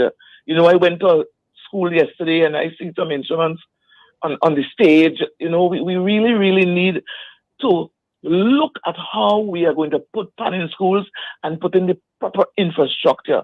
Whilst UTT would have turned out a lot of musicians who can go into the schools to teach, but we really, really need to have the ensembles in and to have a proper room where the pans can be protected and all of that. So I think we have to take an holistic approach as to how we go back into the schools with pan. And so we need to have that sit down with the ministry. I don't know what the budget is saying this year, but until we have that meeting and know exactly what the ministry is up to, I can't really tell you much on the plans.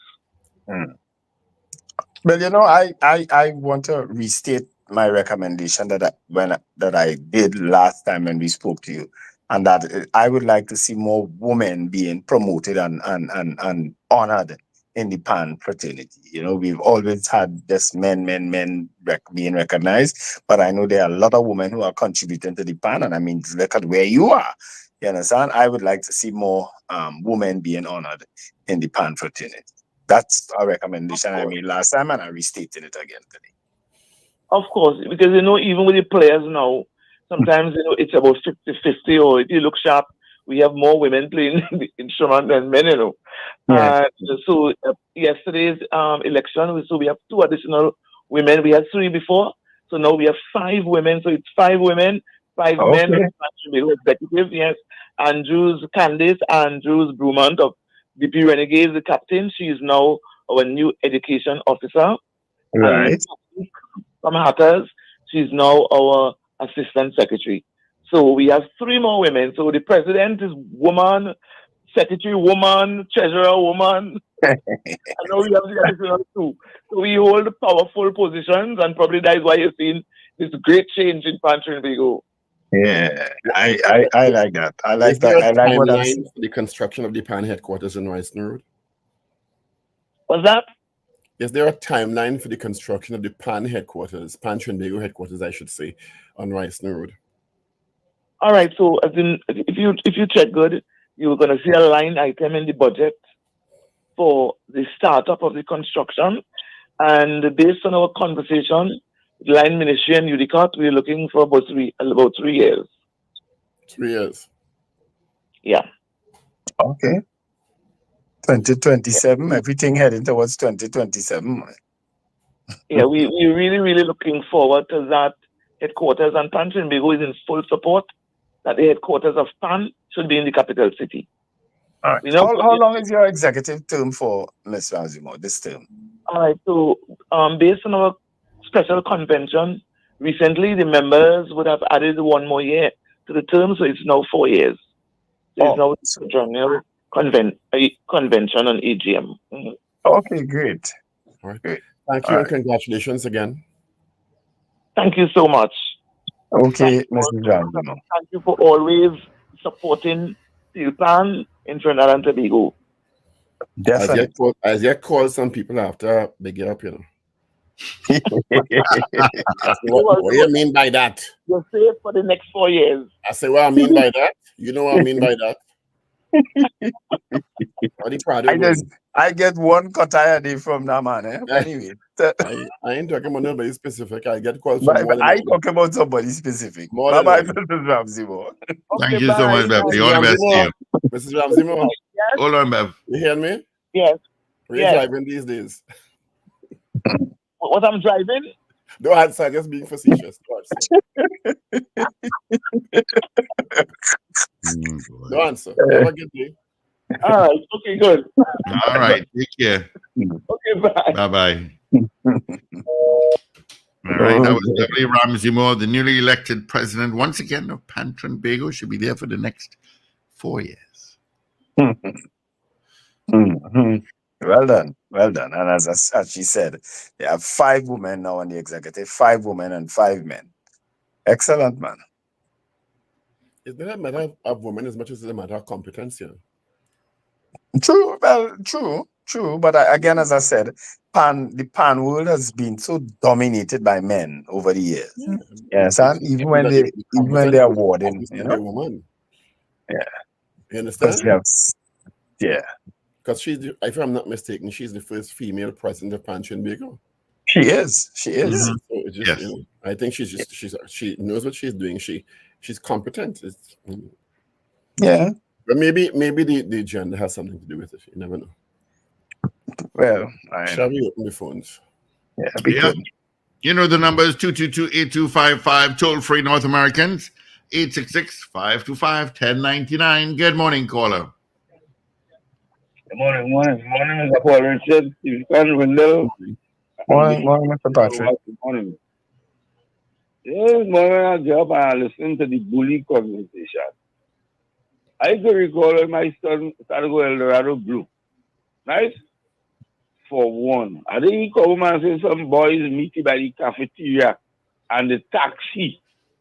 You know? So I said, but what do you mean by that taxi? Take me money. But I went in school the same day. And I talked to the principal and the form teacher, whoever. Then there had a PTA meeting. I went to the PTA meeting and make it very vocal to the parents and them who had children, trying to rob people's children in school. Don't deal with that because you deal with the wrong people's child. Yeah, among that people come outside the meeting and start to voice the opinion of how they were scared for the children in school. But you know, and I just try to understand. Are you taxing my child? The government is taxing me, you taxing my child. You're going mad. So, something wrong with that. You know me, you know my child, you know where my child getting money to come to Mr. school. Patrick, you're being very kind. They're not taxing, they're extorting money under threat of violence. In school, listen to me like that. And I ain't.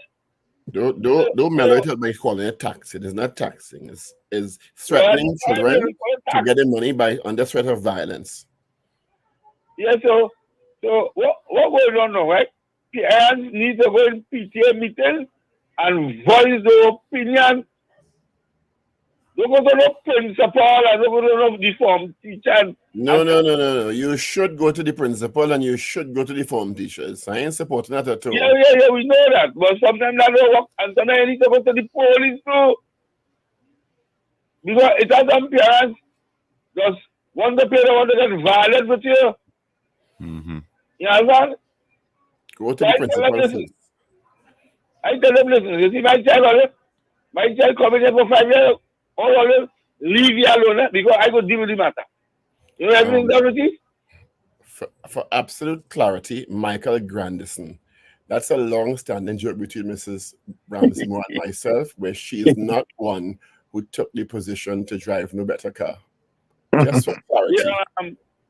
Yeah, Mr. Paul Richards and Yes, Mr. Wendell. Yes, the Mr. minimum Patrick. wage with the government said they raised by $2. You know there are people who are not working in the public sector, in the private sector. Say that was unfair. So I got to explain to them. I say a lot of businesses right now, they can't pay all their good salary because things is very slow. So anyway, when things are slow, so anyway, That's correct. I said, so if it's about 5 workers to pay, and you add $2 more to a worker per hour, 8 hours, check that multiplied by 5, multiplied by the month. I did it over the weekend. It comes up to $320 extra dollars. Right, for one man. And you have about 6 workers to pay. That might be the man over here, right? You know, I don't know. So I thought only one to work about 5 hours now. Only one to work 3. Because I don't have people working 5 hours now and looking 5 hours again. Because Mr. Patrick, that was the thinking of the government, why they didn't raise it across the board. Because they knew it would have resulted in increased prices in some places and also people losing their jobs. So that's why they didn't make it, they didn't broad brush it. They did it for their workers, public sector workers, who's being paid by the government. You understand? So, yeah.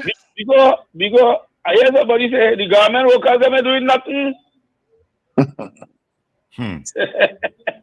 don't know the money.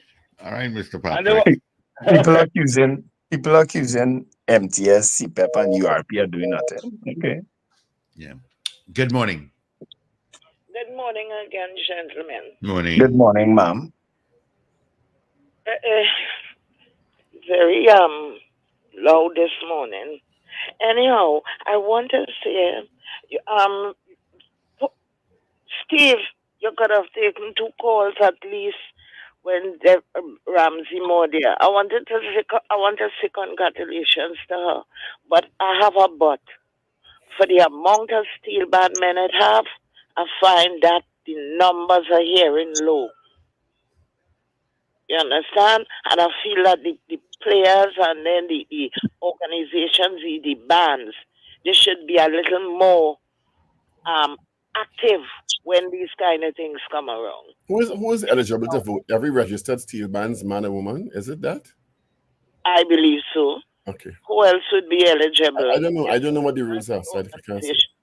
Yeah, but I find it turn out low for the amount of men and people who does collect. They say over 7,000 of them collecting a check when Panorama come around. I find I should have hear higher numbers. I think it's a delegate system with the Sylvans. I don't think it's every member eligible to vote. That's why I asked the question. I don't know what the rules are. Who's eligible to vote? I think all right. I think it used to be and they changed it to one man, one vote, but I'm not sure. Anyhow, that is why you only needed to take calls. let us ask her one or two questions. But I'm congratulating We her. do that next time, Uh, Miss Zena. So far, she's doing a very good job. And I want to tell Paul, he made a statement after you say you wanted to see more women in PAN, that not because of that you will be more efficient or something to the words. I'm not quoting the exact words, but I want to tell Paul that is why God make woman to put men in the correct perspective and line them up and show them the way to go. You understand? Without a woman also doom. So we'll go there when you're ready, yeah? How come you line up and put in perspective? You How come you achieve that yet? With strongly only. You have me line up and in perspective? You could say anything because you have the mic there. You have the mic too? Talking to the thing. Yes. Zena, but what when I reach by you and you want to be in charge? Zena, You see, you listen. What part of the Bible I can find that part about why God make woman again? Well, what part of the Bible I'll find that? The book of Zena. The book of Zena. Eve opened the eyes in the of book Adam. of Zena. Eve opened the eyes of Adam. And Wendell, you know the Bible have part books that they take out? Yeah. The book of Zena is when they take out. But she find that. The missing books. She's one of the missing books. God made man, and when he see how dotish and he behaving and don't know what to do, he made a man. So Adam was behaving dotish. All by himself. The eyes of him. All by himself, he will be behaving dotish. Feeding the animals and making the garden clean. You want to take the conversation in another direction. I got. Bye-bye. All right, thank you. Adam with the little fig leaf and all the animals was behaving dotish. So God put a woman. He had no fig leaf until the woman come. Good morning, caller. It's true. He wouldn't need the fig leaf until that woman come here, right? There's 1 minute to vote. And you don't stand line. Since then I'm on the line. Anyhow. And once again, Ms. Sampson, we only take calls when we say to call. So if you call during the news, we're not going to answer it because we're doing news. Could you listen to what I just said? When you said there was just 1 minute left to vote, I have been on the line since then. And I did not see it. Well, I don't know what's taking place. Anyhow, I was thinking you're voting on the school. It's not the school. Send home the teacher that know, and the principal. The school have nothing to do with it. It's a human being in it. Well, I'm sure it will be investigated. Concerning Ms. Ramsey, I don't really follow PAN, but I have, and wasn't looking, and I have seen all that this lady have done since she's dead. Why do they have to vote to move people? Supposing someone did vote and move her, I don't think they have somebody else could push PAN as this lady. She's doing an excellent job. Well, it's called democracy, and elections. Anybody can be elected at the end of the day. I'm sure plenty people don't know there are 5 other people contesting the post, the president of the United States. I found that out this weekend because I have a niece who works for the city of Fort Lauderdale. I said, but I've never seen other names come up. But do you know that there are other people contesting for presidency of the United States? Not just Kamala Harris and Donald Trump? Well, I never knew that. He's doing a fine job. Anyway, you guys have a good All right, thank you. Good morning. Good morning. Good morning. Yes, Candice Pascal, I'm serious. There are at least 5 other people besides Kamala Harris and Donald Trump contesting for president in the United States. Yeah. Yeah, Dean, go ahead. Hey, yeah, man. When the interview was going on, I was just wondering if I always wonder, Pan Tobago is one of the largest groups that around, right? And what is the sustainability of the membership? These people who give their life to the pans, coming out, the young ones, and when you get old and thing. And I would like to hear more about what is Pan Trinbago plans for their membership, because when I went to the emancipation thing, there was no pan. Because nobody, I'm sure there's nobody to push it and nobody to pay for a truck to come out. So it's either truck with pan, but nobody pushing pan anymore. So no pan in come out for emancipation. But actually, I've never really seen pan in emancipation, which I find is really weird. So what are these things? What is it that Pan Trinbago doing with the membership and the quote? I know that every pan have to do something, but to me, PAN, after the union and the church, is one of the largest groups in Trinidad, and their membership, I would like to know the state of the membership to continue it have to be supported. Then there's the education factor. It's good to hear about the manufacturing, but MFA in PAN technology, I know they have PAN engineering and UV. I see that happening. Something I see them testing out the PAN. They have a little PAN room and thing. But is there a PhD in PAN? Is there MFA in PAN technology? What is that? What is the story on that and stuff? And then, because I know that the scholarship is Eddie Manet in the universities, there's Team League and things. So is there something that people can get scholarships to go and further their career in the PAN? So I like when you're talking to Beverly again, to explore these things, because I'm sure the membership, I find that is me I want to ask Pan Trinbago that question. All right, no problem. All right, Dean, thank you. And as Dean raised that issue of PAN on Emancipation Day, I've raised that too already, And I always wonder why they could have a music truck, why they can't have some PAN sides rolling up on trucks too, on the parade. I always wonder that too. So it's a good point, Dean. Yeah. That's a very good point. Mm-hmm. All right. 222-8255. Toll free North Americans, 866-525-1099. I saw this thing heating up with America and is it Russia and Iran? It's like everybody predicting some kind of world war. Of course, we've been there already. It's almost like people can't wait to see some kind of war break out. Because I think Russia withdrew the people from, is it Iran? Was it Iran? They asked them to leave. I'm sure I read that somewhere. Somebody could correct me if I'm wrong. Yeah. Good morning. Yeah, good morning, Paul, Wendell, and morning. Morning, sir. Okay. Wendell was right. It's a delegation process. I think for 4 years. It is. After the school with the $1,000, I decided to go there. I really advocated for a woman at the help.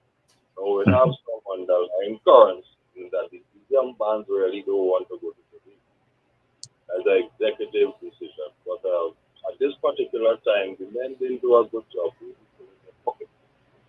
So, what happened at this particular point in time? So be it. Something I wanted to say also, I went up on Wikipedia the other day, and I dig up information on Miss Atwell. People don't know who they are. That lady made a tremendous contribution. As a matter of fact, the headstone for the piano was paid for by Elton John. She influenced almost all them pianists and singing the company. She was a prodigy. Yes. I don't think we have celebrated her life as much. I go to her and I was totally astounded at that lady.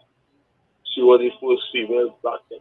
She has so much famous records. I feel one of these days you all should, do all this special program. That is just a suggestion, Yeah, no problem. No problem. Good one. So, yeah. We'll have a pleasure. All right, buddy. Thank you. Good morning. Hello. One more time. Good morning. Moving on. All right. So 222-8255, toll free North Americans, 525-1099, 17 minutes before the hour of 8 o'clock. Of course, coming up after 8 o'clock news brief, we'll have Dennise Demming with Power Conversations. All right. So we are still taking your calls. I wonder if that protest for water is still going on in St. James. Is it for water? Because I saw also in one of the videos on social media just now, during the news break, a set of garbage strewn across the road on the other side of I saw that, yeah. Yeah. So I don't know if that's just about water, but there was nobody around, It's just garbage in the road and then the fire burning by Jefferson Street there. But nobody around. So you can't tell if people are protesting or if it's somebody just trying to disturb people this hour in the morning. You know what I mean? If it's some malicious act. Because if you burning stuff, if you're making a protest, you'd make yourself present to say what you have to say, or with a placard or something. You can't just throw garbage in the road or throw tires in the road and burn it and go your way. That's a malicious act. That's not a protest.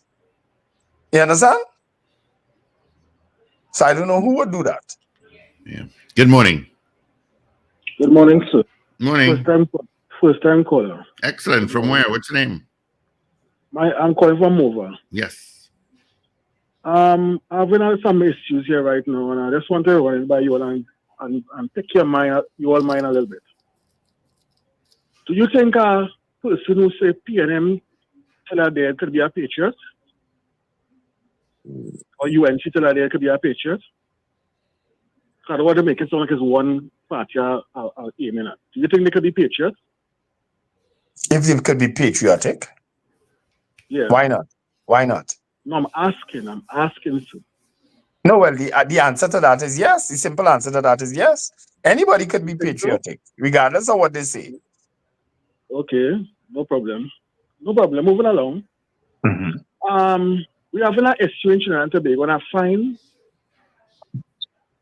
people are keeping it quiet. It's not getting the attention it should be. The fact that, one, we are in a crime situation that is, I find it out of control. I could be wrong. Two, we are hearing allegations of police doing certain situations. And if that's not scary to the public, I don't know what will be. Because now the question is, if a police can stop me, what to do? Very good question, sir. Before you go forward, yeah. I read the chat while I was speaking, and I saw somebody said this is PNM country. And that's why don't respond to that person. Don't respond to that person. All right. That person has been chatting up a set of nonsense anyway, and it's somebody who just changed their name. Trust me. Okay, cool. Well, all right. Let me go back to the situation with if I have a mover, see a police car flashing blue light, trying to stop me in the middle of the night or 8 o'clock in the night, 9 o'clock in the night. What should I do? Well, we asked that last week, and we didn't know what to say. Who are you going to call? Right. Not even that. I think this is not getting enough out of it. It's not getting enough play on the medias talking about this. What do we do next? And additionally, and I'm going to say this. So let's say you get pulled over at 8 o'clock, and you're not sure, and you decide to call 999 because that call is recorded for some help. From personal experience, they put you on hold. So within that 20, 30 seconds that you pull over, that you decide to call 999, so it's recorded to see what's going on, you're on hold. By that time, the situation. Did you see the media released by the Commissioner of Police on the issue? Yeah, I saw it. Oh, I didn't see that. Let me tell you something. As I told a senior officer over the weekend when I saw this, and it starts off, and I'm going to praise it because it's very long. On Wednesday, 25th September, the TT Police Service received reports of 3 masked men 2 of whom were dressed in police tactical uniform and 1 dressed in civilian clothing, abducted another man near Endeavour Road Extension, Chaguanas. It went on to talk about the investigation launched, the senior officer who met with the family. But down in the release, and I'm quoting here, this is from the Commissioner of Police. We regret the alleged involvement of law enforcement officers sworn to promote law and order in this commission of this heinous act. We continue to be challenged with the presence of errant officers amongst the ranks of the TTPS, and now we're all deeply concerned with these risks. I ask to allow the investigations to proceed without interference and avoid any premature conclusions. I am very conscious this incident goes against the very principle of the TTPS and threatens to erode the public trust in the TTPS. As such, we are determined to address all incidents of breach of duty or misconduct by any officer with unwavering impartiality, meticulous scrutiny, and swift action. Right? On this occasion, I give the assurance we are resolute in our commitment to rid the service of these elements wherever we find them. This missive by the police commissioner stops short of saying, but this is my opinion, right? We really feel it's them, but we're going to be doing an investigation. Right, Mr. Am I wrong, Wendell? No, you're not wrong. Yeah, what I got from this is, we're going through the process of the investigation, but there was so much focus placed on, I don't know. Let's let the call about wavering impartiality, meticulous scrutiny, and swift action. Swift is relative. 3 months is not swift, Commissioner. Go ahead, caller. Finish your contribution. Yeah, and I'm glad you brought that point, right? Because, as you say, your opinion, you sound like it came the same way to me. But my point is, it also have a situation on social media with a gentleman being allegedly shot 18 times last year from the police in Chaguanas.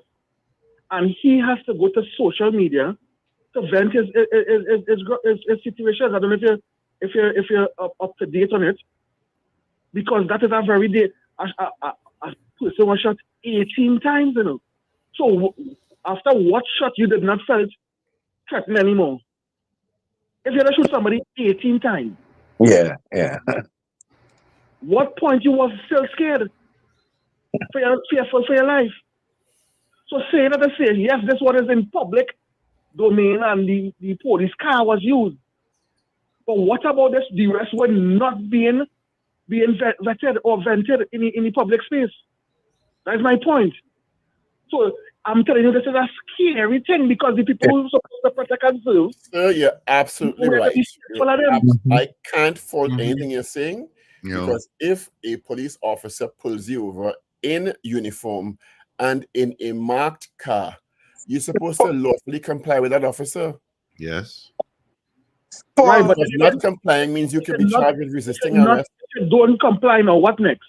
Exactly. So yeah. And I think there's supposed to be a public conversation, because look at Hyatt. Hyatt tried to raise the thing, and it was outrage. Nobody sees. You're making some very strong points this morning, sir. Yeah, boy. No, so that's why I asked a question before. That's the question why I asked, why I started the question. Yeah.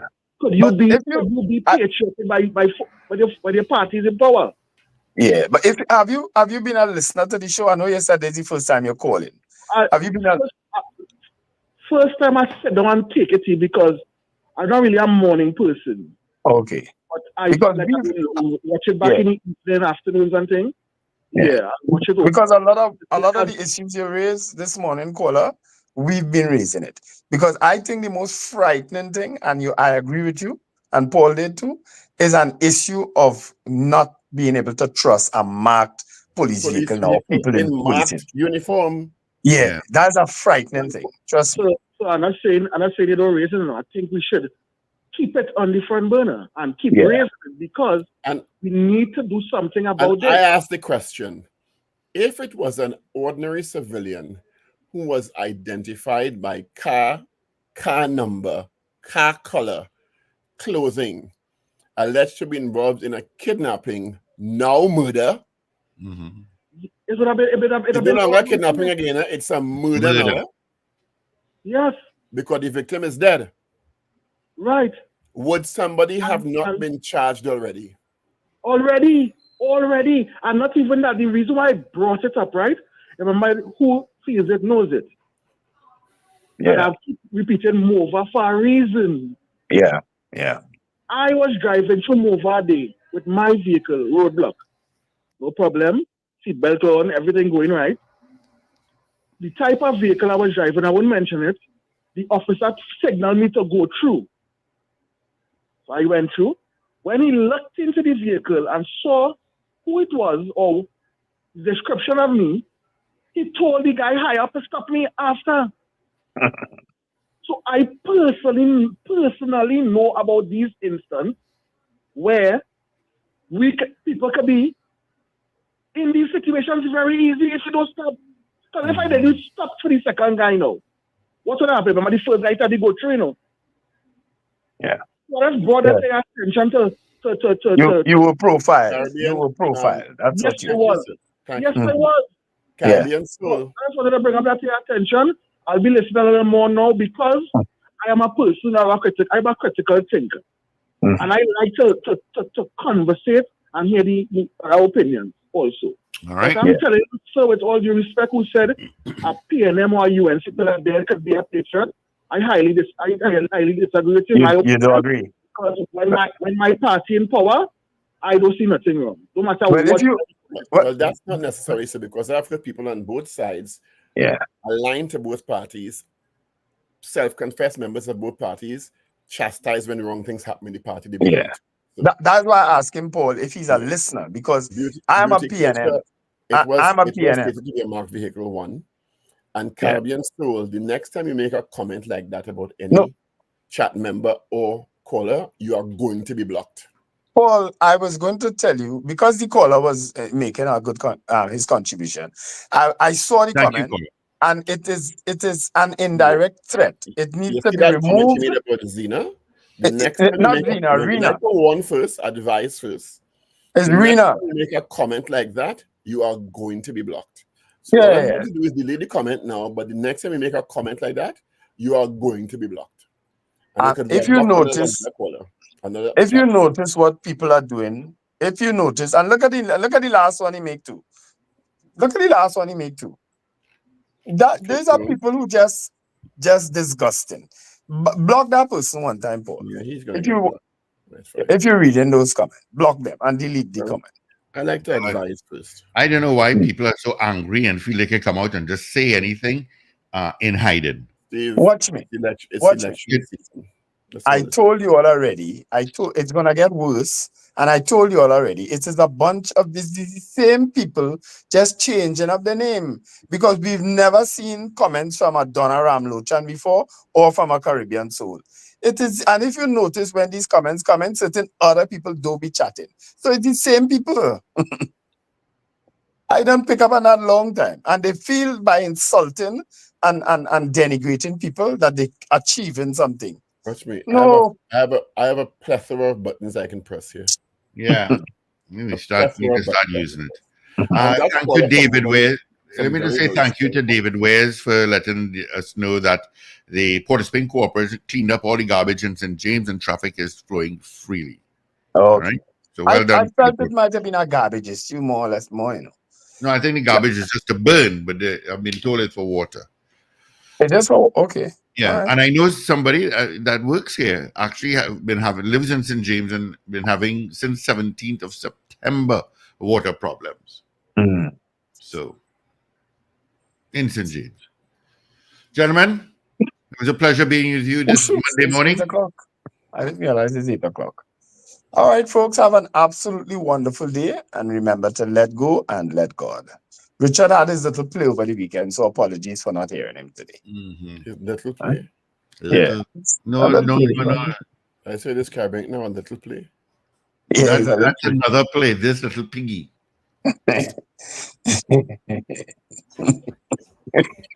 Yeah. Paul, I have a message for you with the fingers moving like this. Tell Paul the news is there. Just go shoot the night. He's been blocked. He probably log on with another name, but we can. He'll come on. Yeah, he'll come back on tomorrow with another name. So. Trust Not wasting my time on that. And Caribbean Soul sentiments reciprocated. What Caribbean Soul said. What? Hey, Wendell, Yes. sentiments reciprocated. Yeah, with the same letters. With the same letters. I didn't go that far. I said sentiments reciprocated. I just say with the same letters. I can Well, add have a that. wonderful day. Be safe. Thank you. And remember to Let go and let God. have a great day. News is next. All right, let's get into it. This is your news bulletin from Power 102 Digital. It is 7:59. This is news to the top of the hour right here on News Power Digital. Good morning. Beverly Ramsey Moore says she's elated that she's retained her position as Pan Trinbago president. She received 225 votes at the organization's central executive election at East Mucurapo Secondary School on Sunday.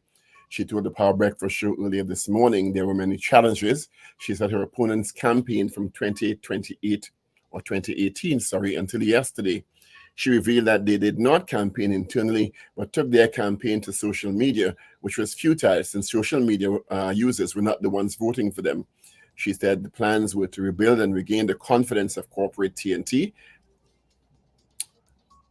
when the fight for power is carried on this way. She also said there are plans to ensure PAN is presented worldwide so that everyone is exposed to the instrument. She also commented on PANs in schools and said while this is up to the Ministry of Education, it is a decision that must be encouraged. The People's National Movement National Women's League fiercely denounced the outrageous and unfounded allegations made by Kamla Prasad-Bissessar, the leader of the opposition, during the national budget debate on Friday, October 4th.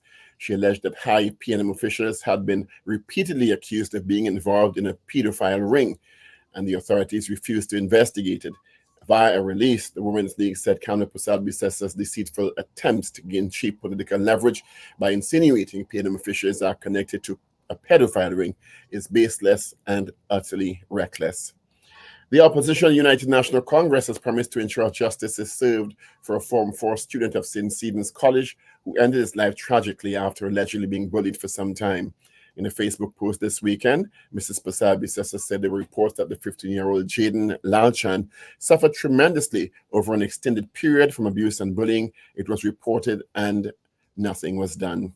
Meantime, the boy's mother, Farida Lalchan, claimed several reports were made to the school, St. Stephen's College, over a long period, but nothing was done about the bullying against her son, which resulted in him taking his own life. She said the school never reached out to her. And the opposition UNC is calling for an explanation from the government as to why the Hyatt Regency Trinidad made a controversial announcement on Saturday about going cashless and no longer accepting payments in TT dollars. The statement was withdrawn after widespread online criticism, but opposition chief whip David Lee said answers are needed about the original decision from the finance minister, Colm Imber. And that is news to the hour right here on News Power Digital. We'll have major news coming your way at 7 a.m. Good morning.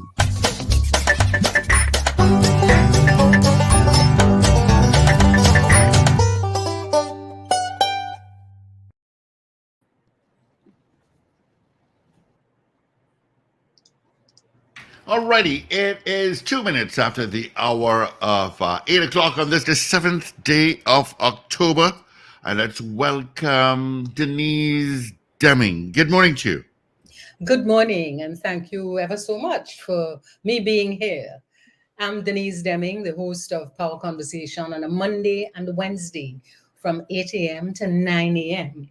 We dig deeply into issues that are trending in our country. Some of them are exciting, some of them are absolutely boring. Today's guest is Rudolph Hanamji, and I suspect that today's discussion will be absolutely exciting. Welcome, Rudolph, and let's begin by you telling us something about, share your background with us.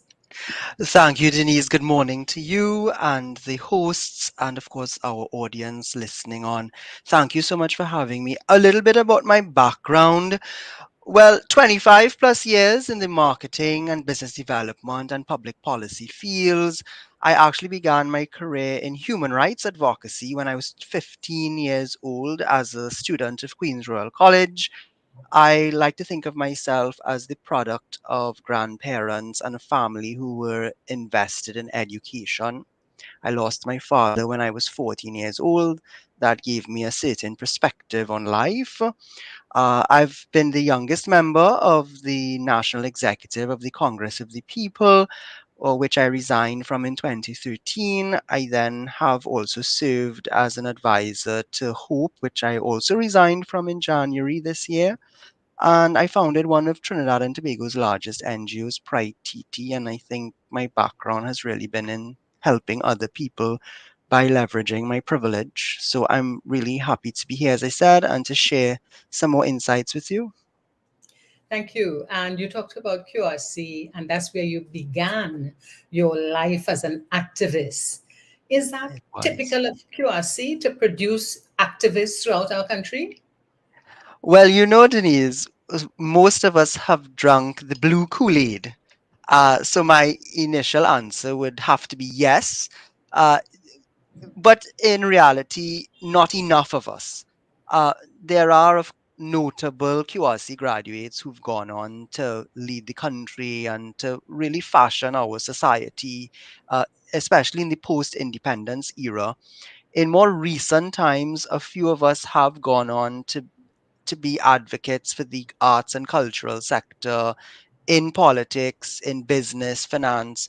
But I would like to see more of my brethren really take up that mantle and do more with the privilege that the Queen's Royal College brand invested in them. What do you mean by drunk the blue Kool-Aid? What's that? So, well, just to give your audience some context, in January I turned 40. So, when I joined the college in 1995, the idea of the prestige school system was even more uh, hardcore than I think it is today. You see, starting to see that uh, entire perspective be shaken a bit with other schools sort of finding their place in the ecosystem. But from the moment you passed, back then it was common entrance, and you found yourself in one of these prestige institutions, you would immediately be socialized to understand that you were different from the rest of society. As a matter of fact, I remember back then, even the Ministry of Education would talk about the top 8% of the country. So, on with that as a general national sentiment, you could as well imagine an additional layer having gone to the college where the first prime minister, opposition leader, Nobel laureates, etc., had gone themselves. You were sitting in the very classrooms that these people had been educated in. So the teaching administration, your family, they reinforced these notions that you had been given a great responsibility. And by wearing that shirt jack, that blue shirt jack, you had to make some kind of positive contribution to society. So that's what I'm talking about. As I said, it didn't work on everyone, but some of us, we're still drinking it today. And that is so good because, I mean, I QRC sometimes I don't like, but generally I really respect what QRC has produced. And you talk about doing common entrance. I wrote common entrance as well. And there's such a big difference, a big gap in our ages. But really is something that I need to do. I need to remind our viewers, our listeners, please reach out to us on the chat or call us on 222 Talk. That's 222-8255. And if you're in the US or in Canada, it's toll free 866-525-1099. That's 866-525-1099. Or you can WhatsApp us on 868-318-1021. 868-318-1021. So, Rudy, you just gave us something about your background. There's a question that I like to ask people whenever I'm doing this interview. And that question is, what do you do when you are not working? Is there a time when I'm not working? I, I I've been asked that on a number of occasions in different ways. I like to think that I build, I dream, I organize. As you said, I advocate. As a matter of fact, in the last few months, most of my free time outside of my substantive role is invested now in building a new movement. It's called the Portal for Accountability and Representation for Trinidad and Tobago, and it's focusing on 6 key projects, but altogether really about educating, empowering, and engaging the citizenry so that they could be more active in participatory democracy. So that's really what I spend my time outside of the office working on, and it's bearing some fruit. It's building upon my decades of other work and experience and working with a great team. So that's what I do. So that's what you do. You just gave me a whole long name for this organization, portal of whatever, whatever, whatever. Our part. It's easier that way. So for people to remember it, they need to remember our part. Yes, because the tagline is if I do my part and you do your part, then together we do our part. So yeah, Okay. just Google us or look for us on Instagram. It's easy to find. Our part, TT. Okay. And having been successful with beginning Pride and having it become a really substantial movement, what did you learn from that that you could possibly apply to building our part? I learned that unlike these stereotypes that some of us reinforce, for example, Trinidadians are apathetic, lazy, late people, etc. I learned, Denise, firsthand that most of us actually want to build a better Trinidad and Tobago.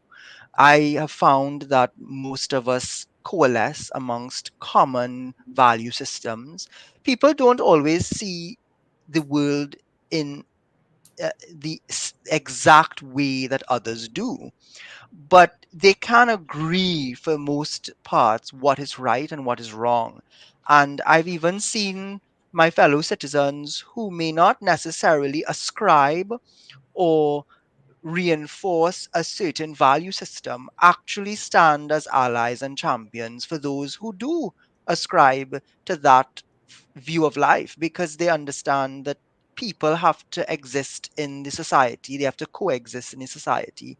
And that is really what we are leveraging, that commonality, that patriotism that is inside of all of us, at least 99.9% of us.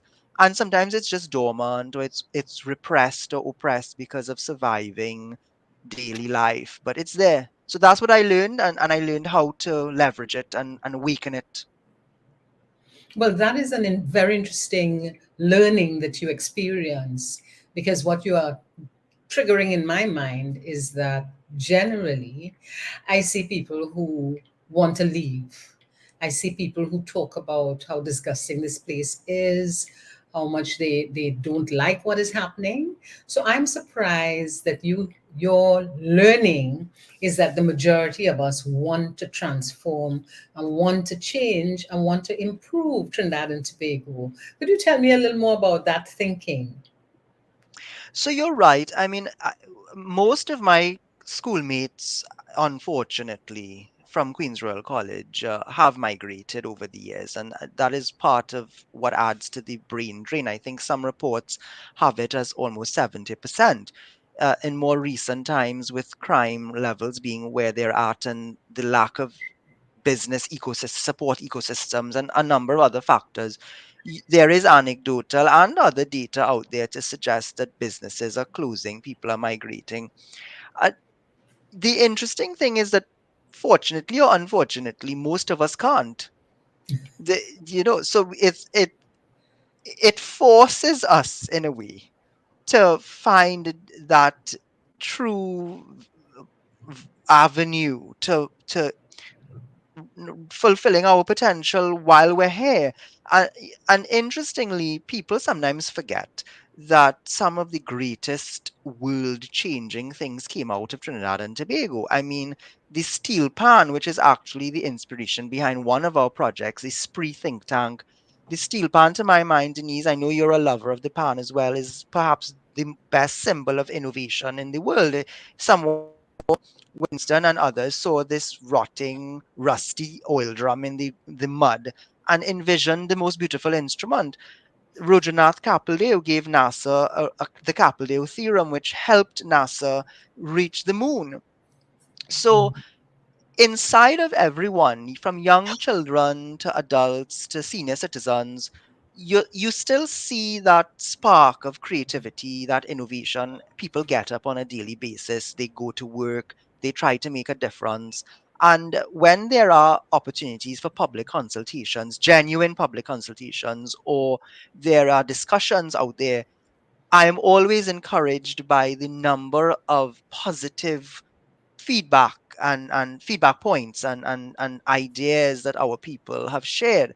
So that's what I'm really looking at. People don't get involved in the same way. Not everyone has an hour to spend in a meeting or cares to march in the street with a picket sign, but Mm. they can do their part, pun intended, in their own way to foster better Trinidad and Tobago. Mhm.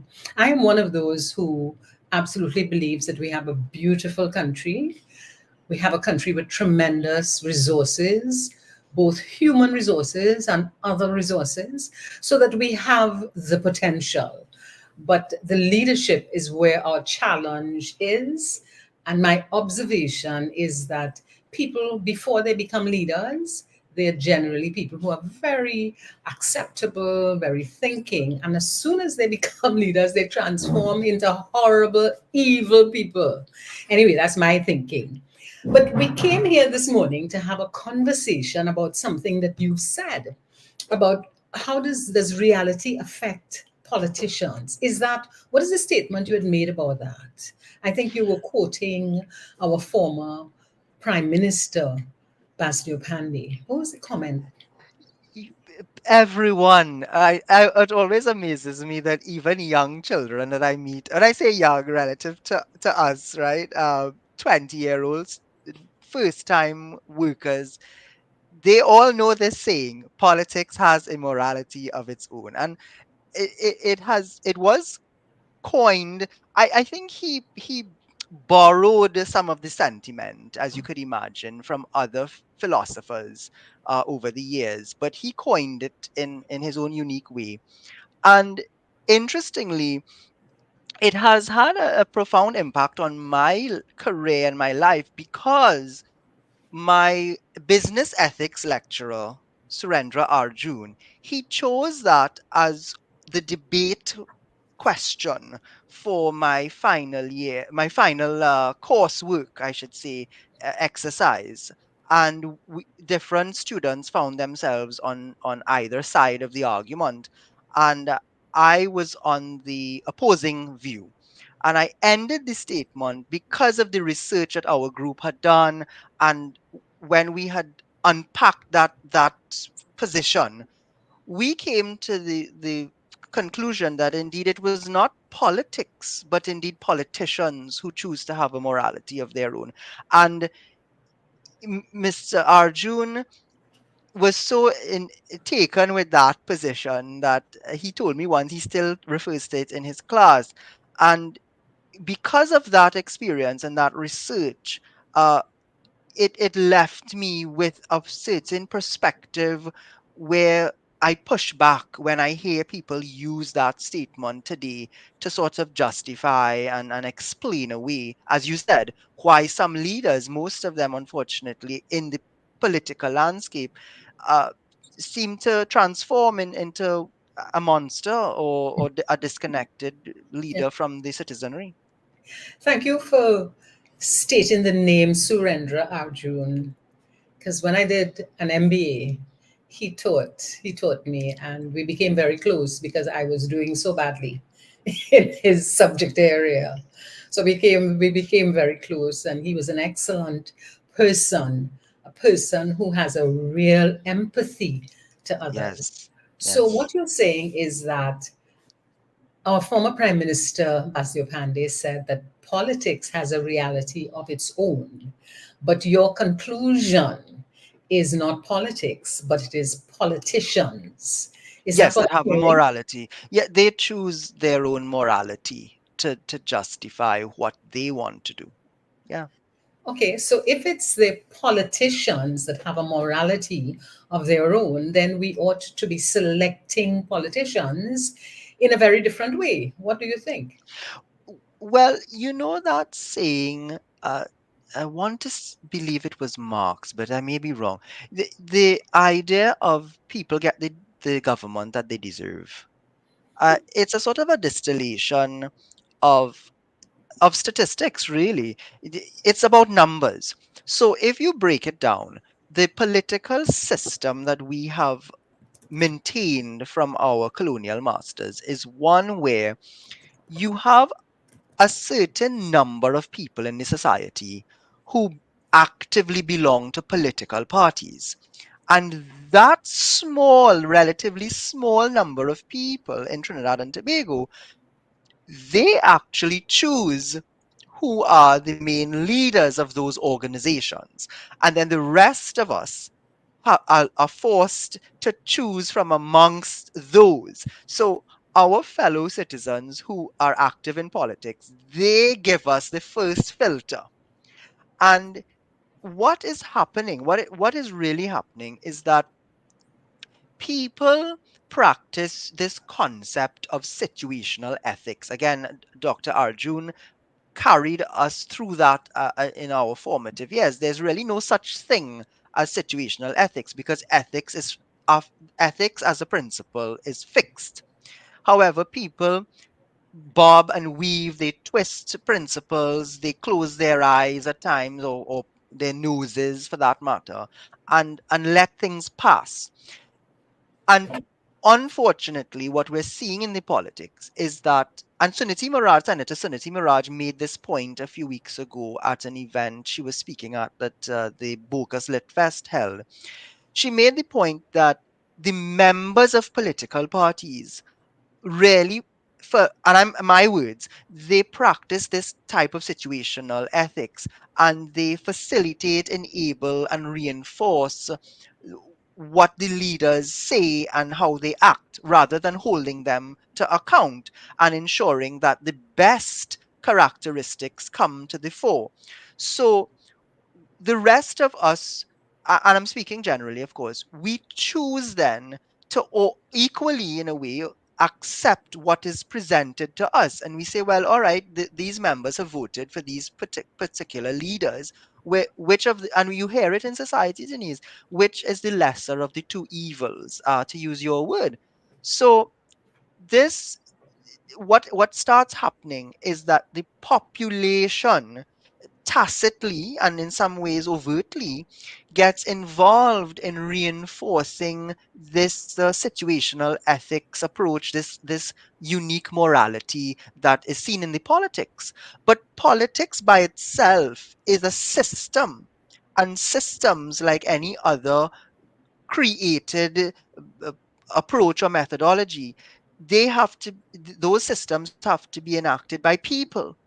And like any other organization, I mean, you've been a leader in other organizations, whether you led a department or the entire organization, you sort of set your North Star and say, this is our culture, this is what is acceptable, what is right, what is wrong. And people have to ascribe to that or get out. That doesn't happen in the politics, unfortunately. So it's easy for politicians to sort of, and not just politicians, but people who have a vested interest to use this saying to equivocate and cop out and say, well, that's how it is. And unfortunately, that has created a vicious cycle because good people who are right thinking and ethical, they tend to stay away, or believe that they shouldn't become politicians because almost immediately you are associated with that brand, that unethical brand. And that's what's happening in the society. There's something I would like you to just explain because I often focus on the person in the maxi listening to us. When Oh, you talk yes. about situational ethics, Tell me what Yes. you mean by that. You know, my grandmother, where I was very young, she gave me this story of an old lady, another grandmother, who was seeing about her grandson because he was orphaned. His parents had been lost, and she took him in. And over the years, he would start to bring things home to sort of as gifts. He would bring uh, parcels of groceries, or he would bring pieces of jewelry. And she started wondering, well, where is he getting these items from? Even though he was giving it to her, she was still questioning it because something didn't feel right about it. And when she pushed back on her grandson, the grandson said, well, you've done such a great job of seeing about me, and I think I owe you that. When I see other people who have much more than we do, I take from them, and so that you can have. And that is a loose analogy for situational ethics, where sometimes human beings, they are able in their mind to accept, they do accept that what they're doing is traditionally or structurally it is not right.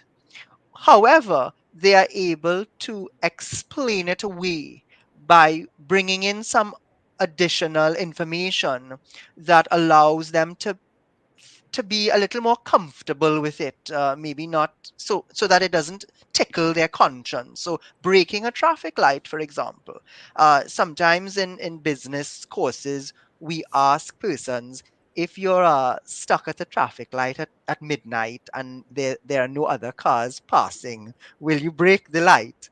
And it's interesting the rationales and the responses you get. So that's the best analogy I could give to the person in the maxi taxi. If your driver is speeding and breaking the speed limit, or breaking a red light, or driving in an irresponsible manner, do you say to yourself, well, I'll get to work or wherever I'm going earlier, and therefore I'm putting out of my mind that this is risking somebody else's life, even if it's my own? Uh, do you then speak up and say, driver, drive, listen, you need to drive better, because you have a people in your car, and you have to be careful? Or do you stay quiet and accept it? And that is situational ethics at its core. And I think in our society we've become quiet, we've become voiceless. And when you talk about situational ethics, I recall as a child growing up in East Dry River, I went to Nelson Street Girls and I stole a pencil and took it home. And my mother said to me, but this is not the pencil that I bought for you. So I said, well, I found it. She said, well, okay, let us go back and you are going to put it back exactly where you found it. And I cried and cried and cried, and she just waited. And we didn't do it that day. Because I was so upset because I didn't want to go back. She went to school with me the next morning and went to my teacher and said, she brought this pencil home and it's not one of ours, it's not hers. So I want her to bring it back. And that remained in my head, I think, to today, that you have to rethink stealing something or breaking a rule and so on. And I don't you talked about the grandmother and the child, and I'm now talking about my mother. And I Yes. wonder, how is it that has changed, or does it still exist? What are your views on that? Well, it's only this morning, unfortunately, the nation is discussing this tragedy of the young child who took his own life, ostensibly because of bullying. I mean, I am a victim of bullying myself, or a survivor. They say you're not supposed to use the word victim anymore, but uh, and made a contribution to a program earlier today about the topic, and I spoke about learned behavior. And bullying, stealing, uh, lying, and all of these things that people do, uh, none of us are innocent. I myself have had as a child similar experiences to the one that you would have just shared. And if all of us are honest with ourselves, these things happen because you might observe someone else doing it, or you'd see it on television, or but the problem, the biggest problem, is when you see it in your parents, or when your parents encourage or enable or don't intervene the way our parents might have at an early stage to correct that type of mindset or behavioral pattern. And bullying is just like that. Parents teach their children, Denise, to be prejudiced, to look at someone else and think because they're a certain height, a certain width, a certain complexion, whatever the difference is, that for some reason that person is somehow less than you are. And and ethics, uh, again, stealing and physical violence are perhaps the worst examples of ethical breaches. But as you said, a simple thing as learning to answer a question truthfully. And ethics is defined as doing the right thing even when no one is watching. uh, Yeah. Being able to see a $100 bill on the ground and bringing it to someone's attention, rather than simply saying, well, finders keepers, losers weepers. So parents do have an amazing role to play in how children, because the science behind all of this, just again for the man in the maxi or the woman driving the maxi, the people's brains, all of our brains are formed over time based on what we do, how we action our day-to-day activities. So like brushing your teeth, some of us, you don't even remember doing it sometimes, because that becomes so ingrained in your brain because of how your brain works, that you don't really spend a lot of thought around it. And it's the same thing with ethics and what we're talking about. What you want to do is to train people from a young age where it becomes so normal and ingrained in them that you don't even have to stop and think about what you're doing. And many people, thankfully, Denise, I've seen, uh, actually know what it is and practice it. Again, the majority of our citizens are ethical people because they go to work every day, do what they're supposed to do. They don't take things, they don't break the traffic lights, they don't steal anything from their neighbors because it's hanging over the fence, like a nice shirt that you thought you could buy. People don't do these things.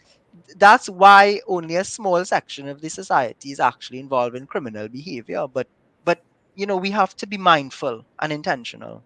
Hmm. I wanted to challenge you on that because sometimes I feel as if I'm the only one who want to do things right. I'm the only one who not breaking the traffic light.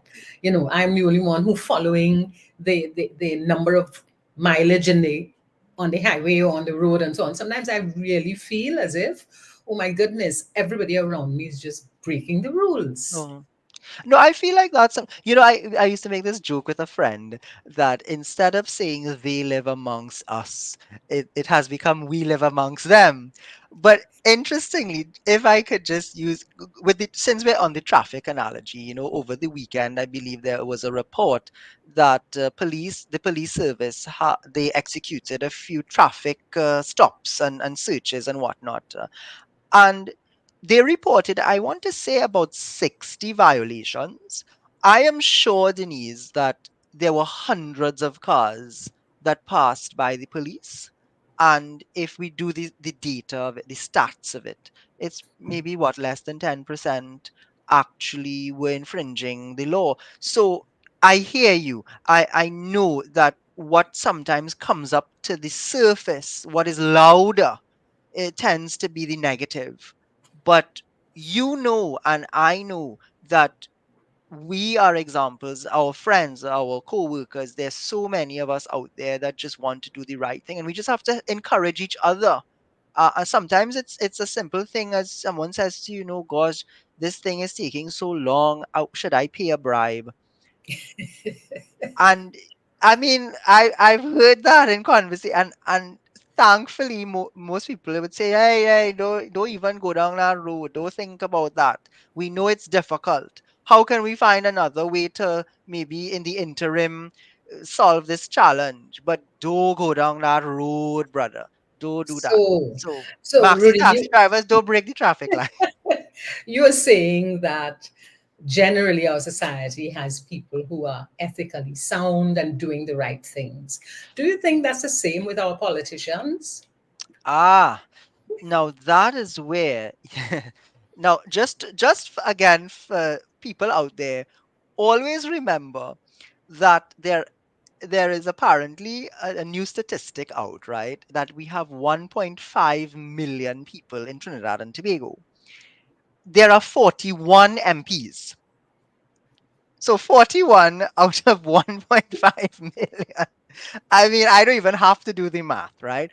So, just for context, they make up a small segment of the population. But to go back to what I was saying earlier, when you listen to some of their speeches, when you observe how they behave, and over the years, when you accept that there have been so many allegations across all acronyms, across all symbols, some of which have actually ended up in the DPP's office. You see even in the police system that officers themselves are being arrested, Denise, for breaches of severe crimes. There is some truth, that these people who have been given authority, have been given the responsibility to set the best example, they are practicing a variation in general of situational ethics. They are allowing themselves to breach the norms that we have set. They are allowing themselves to even get involved in illegal and nefarious activity in some cases. So, what starts happening is when you don't have an equal pushback, where you don't have a balancing symbol or some other group in society that is in the same field to represent the fact that hey, it's not all of us, it's maybe just some of us. I mean, you take any profession, for example. There is some negative connotation against another profession that I've studied, law, for example. Many people will say, oh, get rid of all these lawyers, they facilitate a lot of bad things.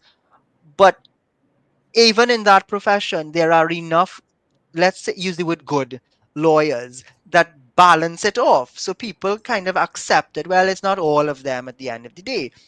We're not seeing that, unfortunately, in the politics, Denise. We're not seeing enough of that pendulum, that balancing mechanism to reinforce the notion that, hold on, let's not generalize. The majority of our politicians are actually ethical and upstanding people. And when you listen to the debate, like what is happening right now with the national budget, you basically can pull from one side and the other, and there are enough comparables where neither side has ethical sway. Neither side has the moral suasion to call out the other side, because one will say you did X, and then on the next speaker gets up and says, oh, by the way, you did that as well. So I mean, that is the problem that we are facing. So other people have to take the decision to get involved in the politics and rebalance it. So, do you think that political realities often just require compromise? No. I'll tell you why I'm so categorical about that. Absolutely categorical that there's no compromise. Politics has to be implemented and managed according to at least the laws of the land. And interestingly, the highest law of the land, the Constitution, if people take the time to read parts of the Constitution in and of itself, Denise, does not outline every single law. What it does is it sets a very high ethical framework for the legal system and for how we want to structure our society. And the oath of office that every political appointee or elected official takes speaks to those highest ethical standards, whether you put your hand on a Quran, a Bhagavad Gita, or a Bible, or on your heart. That is what you're ascribing to, ethical principles. So if you are engaged in the business of the people, which is the true meaning of politics, then you have to be able to implement that type of business according to the oath of office that you've taken and the laws of the land. And when you compromise those values, when you, for example, let us say you have 10 social programs uh, or social welfare uh, grants to award, and the only rationale that you are applying is whether these 10 people supported me, then you are directly breaching that oath where it says without fear or favor in the way that I dispense my elected duties. So no, we cannot compromise and again cop out by saying, well, I'm a politician, and politics has a morality of its own, um and the people will understand because all of them are the same way, and no. You speak to your followers and say, look, there are 6 criteria that I have to apply here. Are you someone who meets these 6 criteria? And if it so happens that you are part of the group that has supported me, then you've received a blessing. But you can't receive it just because you look like me, vote like me, speak like me, or etc. I say no, because where's the slippery slope end? Where does the slide end?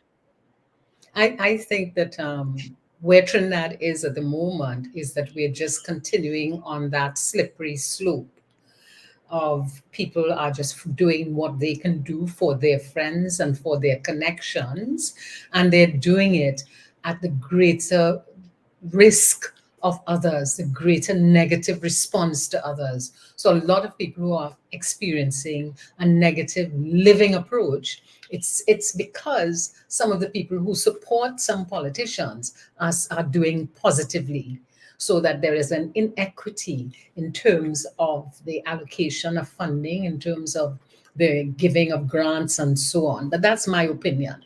It might be absolutely wrong. When we look at the political landscape, how do you think it shapes our perception of truth? Wow, that is a simple, the words are simple, but that question is quite deep. It has skewed it, and I'm speaking generally again, all generalizations sacrifice some truth, but generally, unfortunately, it has skewed the way that we all look at truth. I mean, in the American experience, you have that famous saying, "alternative facts," and there are people who still believe that the Earth is flat. There's a again, it goes back to how your brain works and what you choose to feed yourself with, what information you choose to feed yourself with. And unfortunately, the loudest voices amongst us tend to be voices that are active in the political realm. So you would find that the same people I mentioned before who are active members of political parties, those people have the characteristics, the qualities, the experience of also being public commentators. So some of them are not elected officials, but they've been involved in politics and advocacy work like you and I have been, etc. So they tend to be out there in the public. They write articles, they give interviews, that you see them in protests, etc. And those loud voices start becoming accepted as the quote unquote God given truth because it's just what you hear constantly. But the silent majority, now this is where we, and I'm going to say uh, we have some culpability to play in that skewing, that refashioning of lies being accepted as some version of the truth. There is no version of the truth except the truth. you know, people say there's your side, my side, and then there is the truth, and that is true. So the truth is an absolute. It is not something that today it looks a certain way and tomorrow it changes. Again, another politician, I won't call their name, had made a statement to that effect that things change day by day. So it is affecting when and it's like that Aesop's fable, the boy who called wolf. Even when some of the political leadership in the country actually state the truth, they they are surprised when people don't believe them. But people will distrust because for a number of other occasions, you have not been stating the truth. I'll just quickly add, though, I do think that the average citizen is quite capable, and yes, this might come as a revelation to politicians and other leaders. The average person is quite capable of seeing through. You talk about transparency; they can tell that it's Gobar from a mile away. And again, that is why they say, well, look, here's another one, just trying to pull wool over our eyes, and that's why over 350,000 voters, Denise, on average every year don't vote. At Mhm. least in part, I think. Yeah, yeah. Tell me, what do you mean by gobar? So that's a technical term for the excrement of the bovine species. I have to give you this joke. I really have to give you this joke. We were talking about parenting and teachers and schools and stuff. Mr. Claude Manet was one of my primary school teachers. And if you did something in class that was really in contravention of what you were taught, he would tell you in front of the entire class, what you just did is stinking to the high heavens like unadulterated. And he would use the non politically correct word for cow manure. So that is that has also stayed with me as a child, from as early as a child, that people know what BS is from a mile away, and they might just say it, sort of ignore it and scoff it off, but maybe less of us, not maybe less of us, need to stop scoffing it off and calling it out for what it is. And why do you think that so many people seem to, I have been describing it as we have lost our voices? Why do you think we've lost our voices? It's fair. You mean It's fair, FEAR?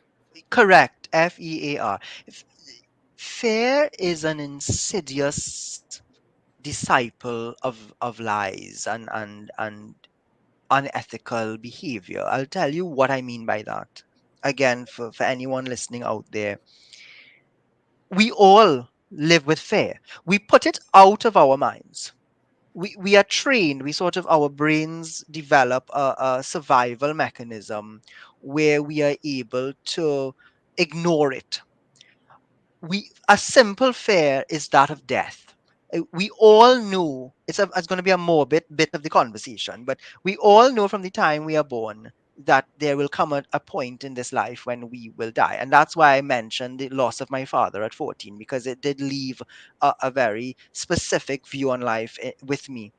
the that fear, people, you see it every day. People put it out of their minds, again, by acting irresponsibly, speeding, are drinking too much alcohol, taking risks with their lives. But there are other fears, Denise. You are a mother. When you are a parent, I see it in my mother. She is afraid that something may happen to her child, or that she will not be able to provide for her child. You have a fear of losing your job, a fear of not fulfilling the dreams that you may have promised to your children or your wife or your husband. What is happening is that those fears are being compounded in the society by a belief that if we only dare to stand out of the line, or to raise our heads up, or to use our voice to speak out, or to take action against what we are seeing, as I said earlier, we're seeing clearly what should not be, that not only will some of those fears come to pass, but they will be done deliberately to us. We may lose our lives, we may lose our profession, we may lose what is important to us. We will not be able to survive because somebody will deliberately take action against us. And when that type of fear is just sitting inside of us, it it forces many of us to engage in situational ethics. And that's why, they talk, you are a trained counselor now, and you would have dealt with the concept of depression. And Mhm. I'm sure a lot of people out there know that word. And it's a very serious clinical diagnosis.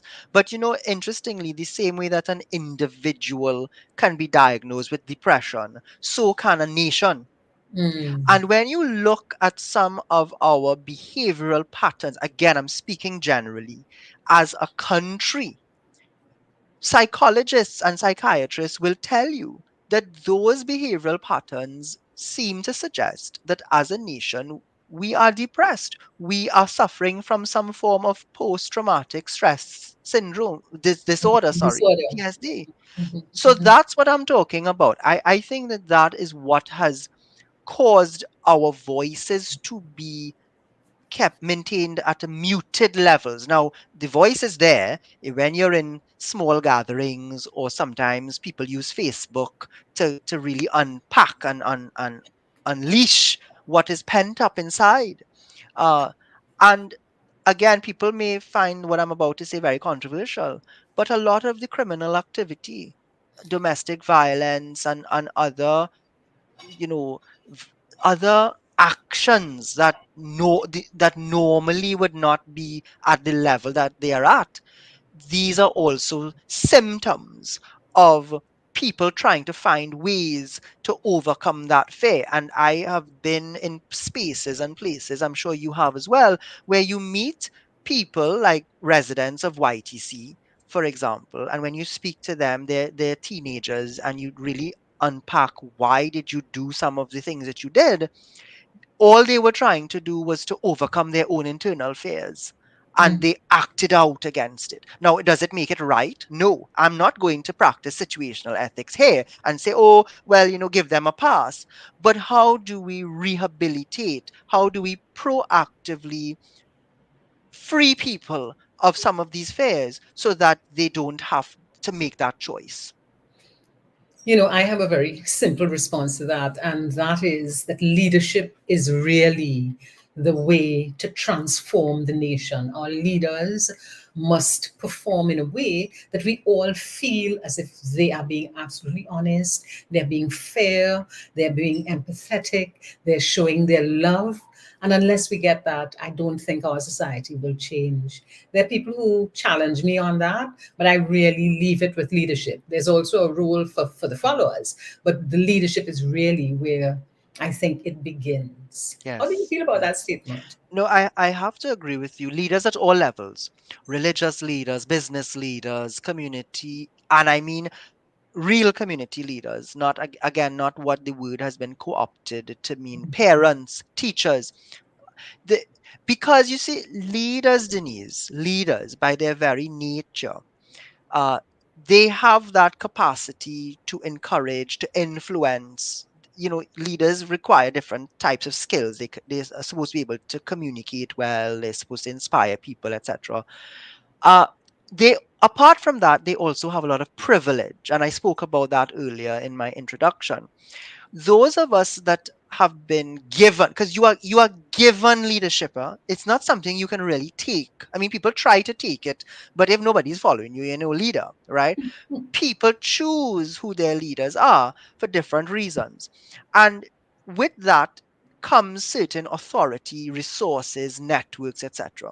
So Plato spoke about the fact that the elites of society are really the ones that are supposed to manage the society. Now, in today's world, that word elite has also become a bad word. What he was really referring to were not necessarily the oligarchs or the richest, the 1%, as we like to say, or the business class.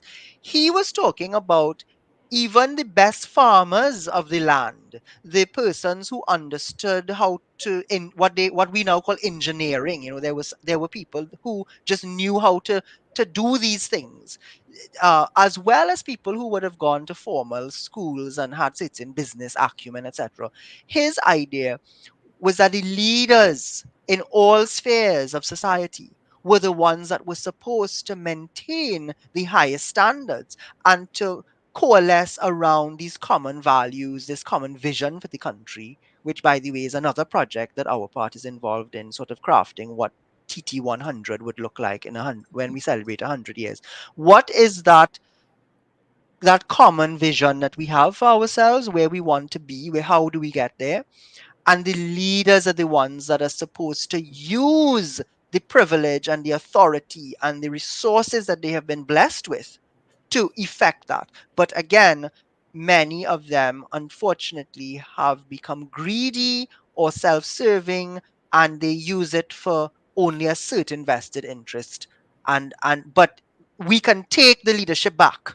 That is the power that I want to leave people with, if anything at all, coming out of this conversation, is that if politicians have a morality of their own, then the people, the citizens, the other P, must have the true morality and the true ethics, and we must demand that that is what we want from our leaders.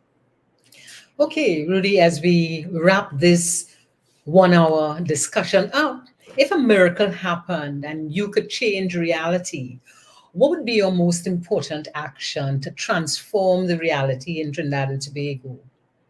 You've heard me mention in this conversation a number of times my teachers. Denise, I would snap my fingers and create equity in education through providing equal access for all children, not just in formal training, but vocational studies. We need to uplift the intellect, the critical thinking, the opportunities for children to develop careers and opportunities for themselves in what they're passionate about and what they naturally have tendencies to be good at. And I think if we did that, if we had, and again, my blue blood brothers are going to send me messages about this, we need every school to be a prestige school from primary, secondary to tertiary level, so that children, no matter where they are from, they can have that equality of opportunity. And in that way, we will end poverty. We will end this same ignorance or this same inability for people to be empowered and to understand what is being thrown at them as Morby, but being called champagne, etc. So that would be my wish: equity in education, genuinely and intentionally achieve that. But the current government will say to you, but they're doing that already. We're in the process of ensuring that all our schools become prestige schools. We're in the process of ensuring that all our children have education, they have access to education. So, what are you talking about? 82% of our expenditure is on recurrent needs in the education budget. That leaves us a pittance for development work. And actually, if you visit our Path's YouTube channel, we have an unboxing podcast that deals specifically with education. And Denise, having a building in of itself might allow you to check on a criteria sheet that we have the space for the child to sit in. But I go back to that issue about bullying. When I was at Queen's Royal College, Angela Eiffel was the guidance counselor, and that woman saved many lives, mine included. And today, in the school system, we do not have enough social workers, psychologists, and guidance counselors. So yes, the child is sitting in the school, but do we have all of the amenities that we require to ensure that that child does not end up like that young boy who took his life recently? So it's another argument for another day, but I will leave you with that it's a complex matter, and money is one part of the issue. But how do we manage those resources? How do we ensure that all the layers are there to facilitate the outcome that we want, which is really equality of opportunity, not necessarily outcome, but just the right opportunity to get where you want to go. Thank you very much, Rudy, for spending an hour with us, having a wonderful conversation. And if there are some things you want people to keep in their head based on our discussion, what would those things be? That we must do, as this is going to sound very self-serving at this point, but we must all do our part in our own way. Find out how you can make a positive difference. Do not give in to the negativity. Look around you. As Denise said, our country is beautiful. There are so many opportunities and resources. And let us support each other, Denise, in fighting for what is right. Not just talking about it or praying about it, but getting involved and actioning things that will make a difference in your own way. Whatever small part that is, play it. That's what I would like to leave our viewers with.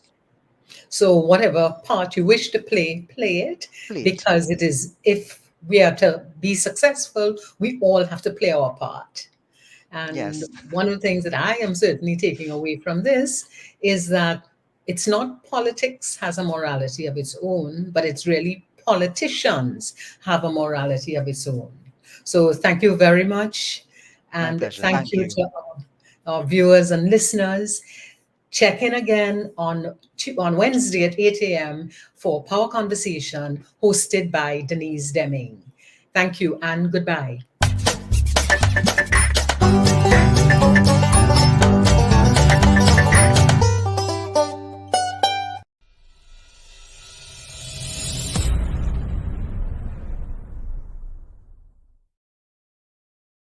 I believe that without legislation in Trinidad and Tobago, pretty much nothing gets done.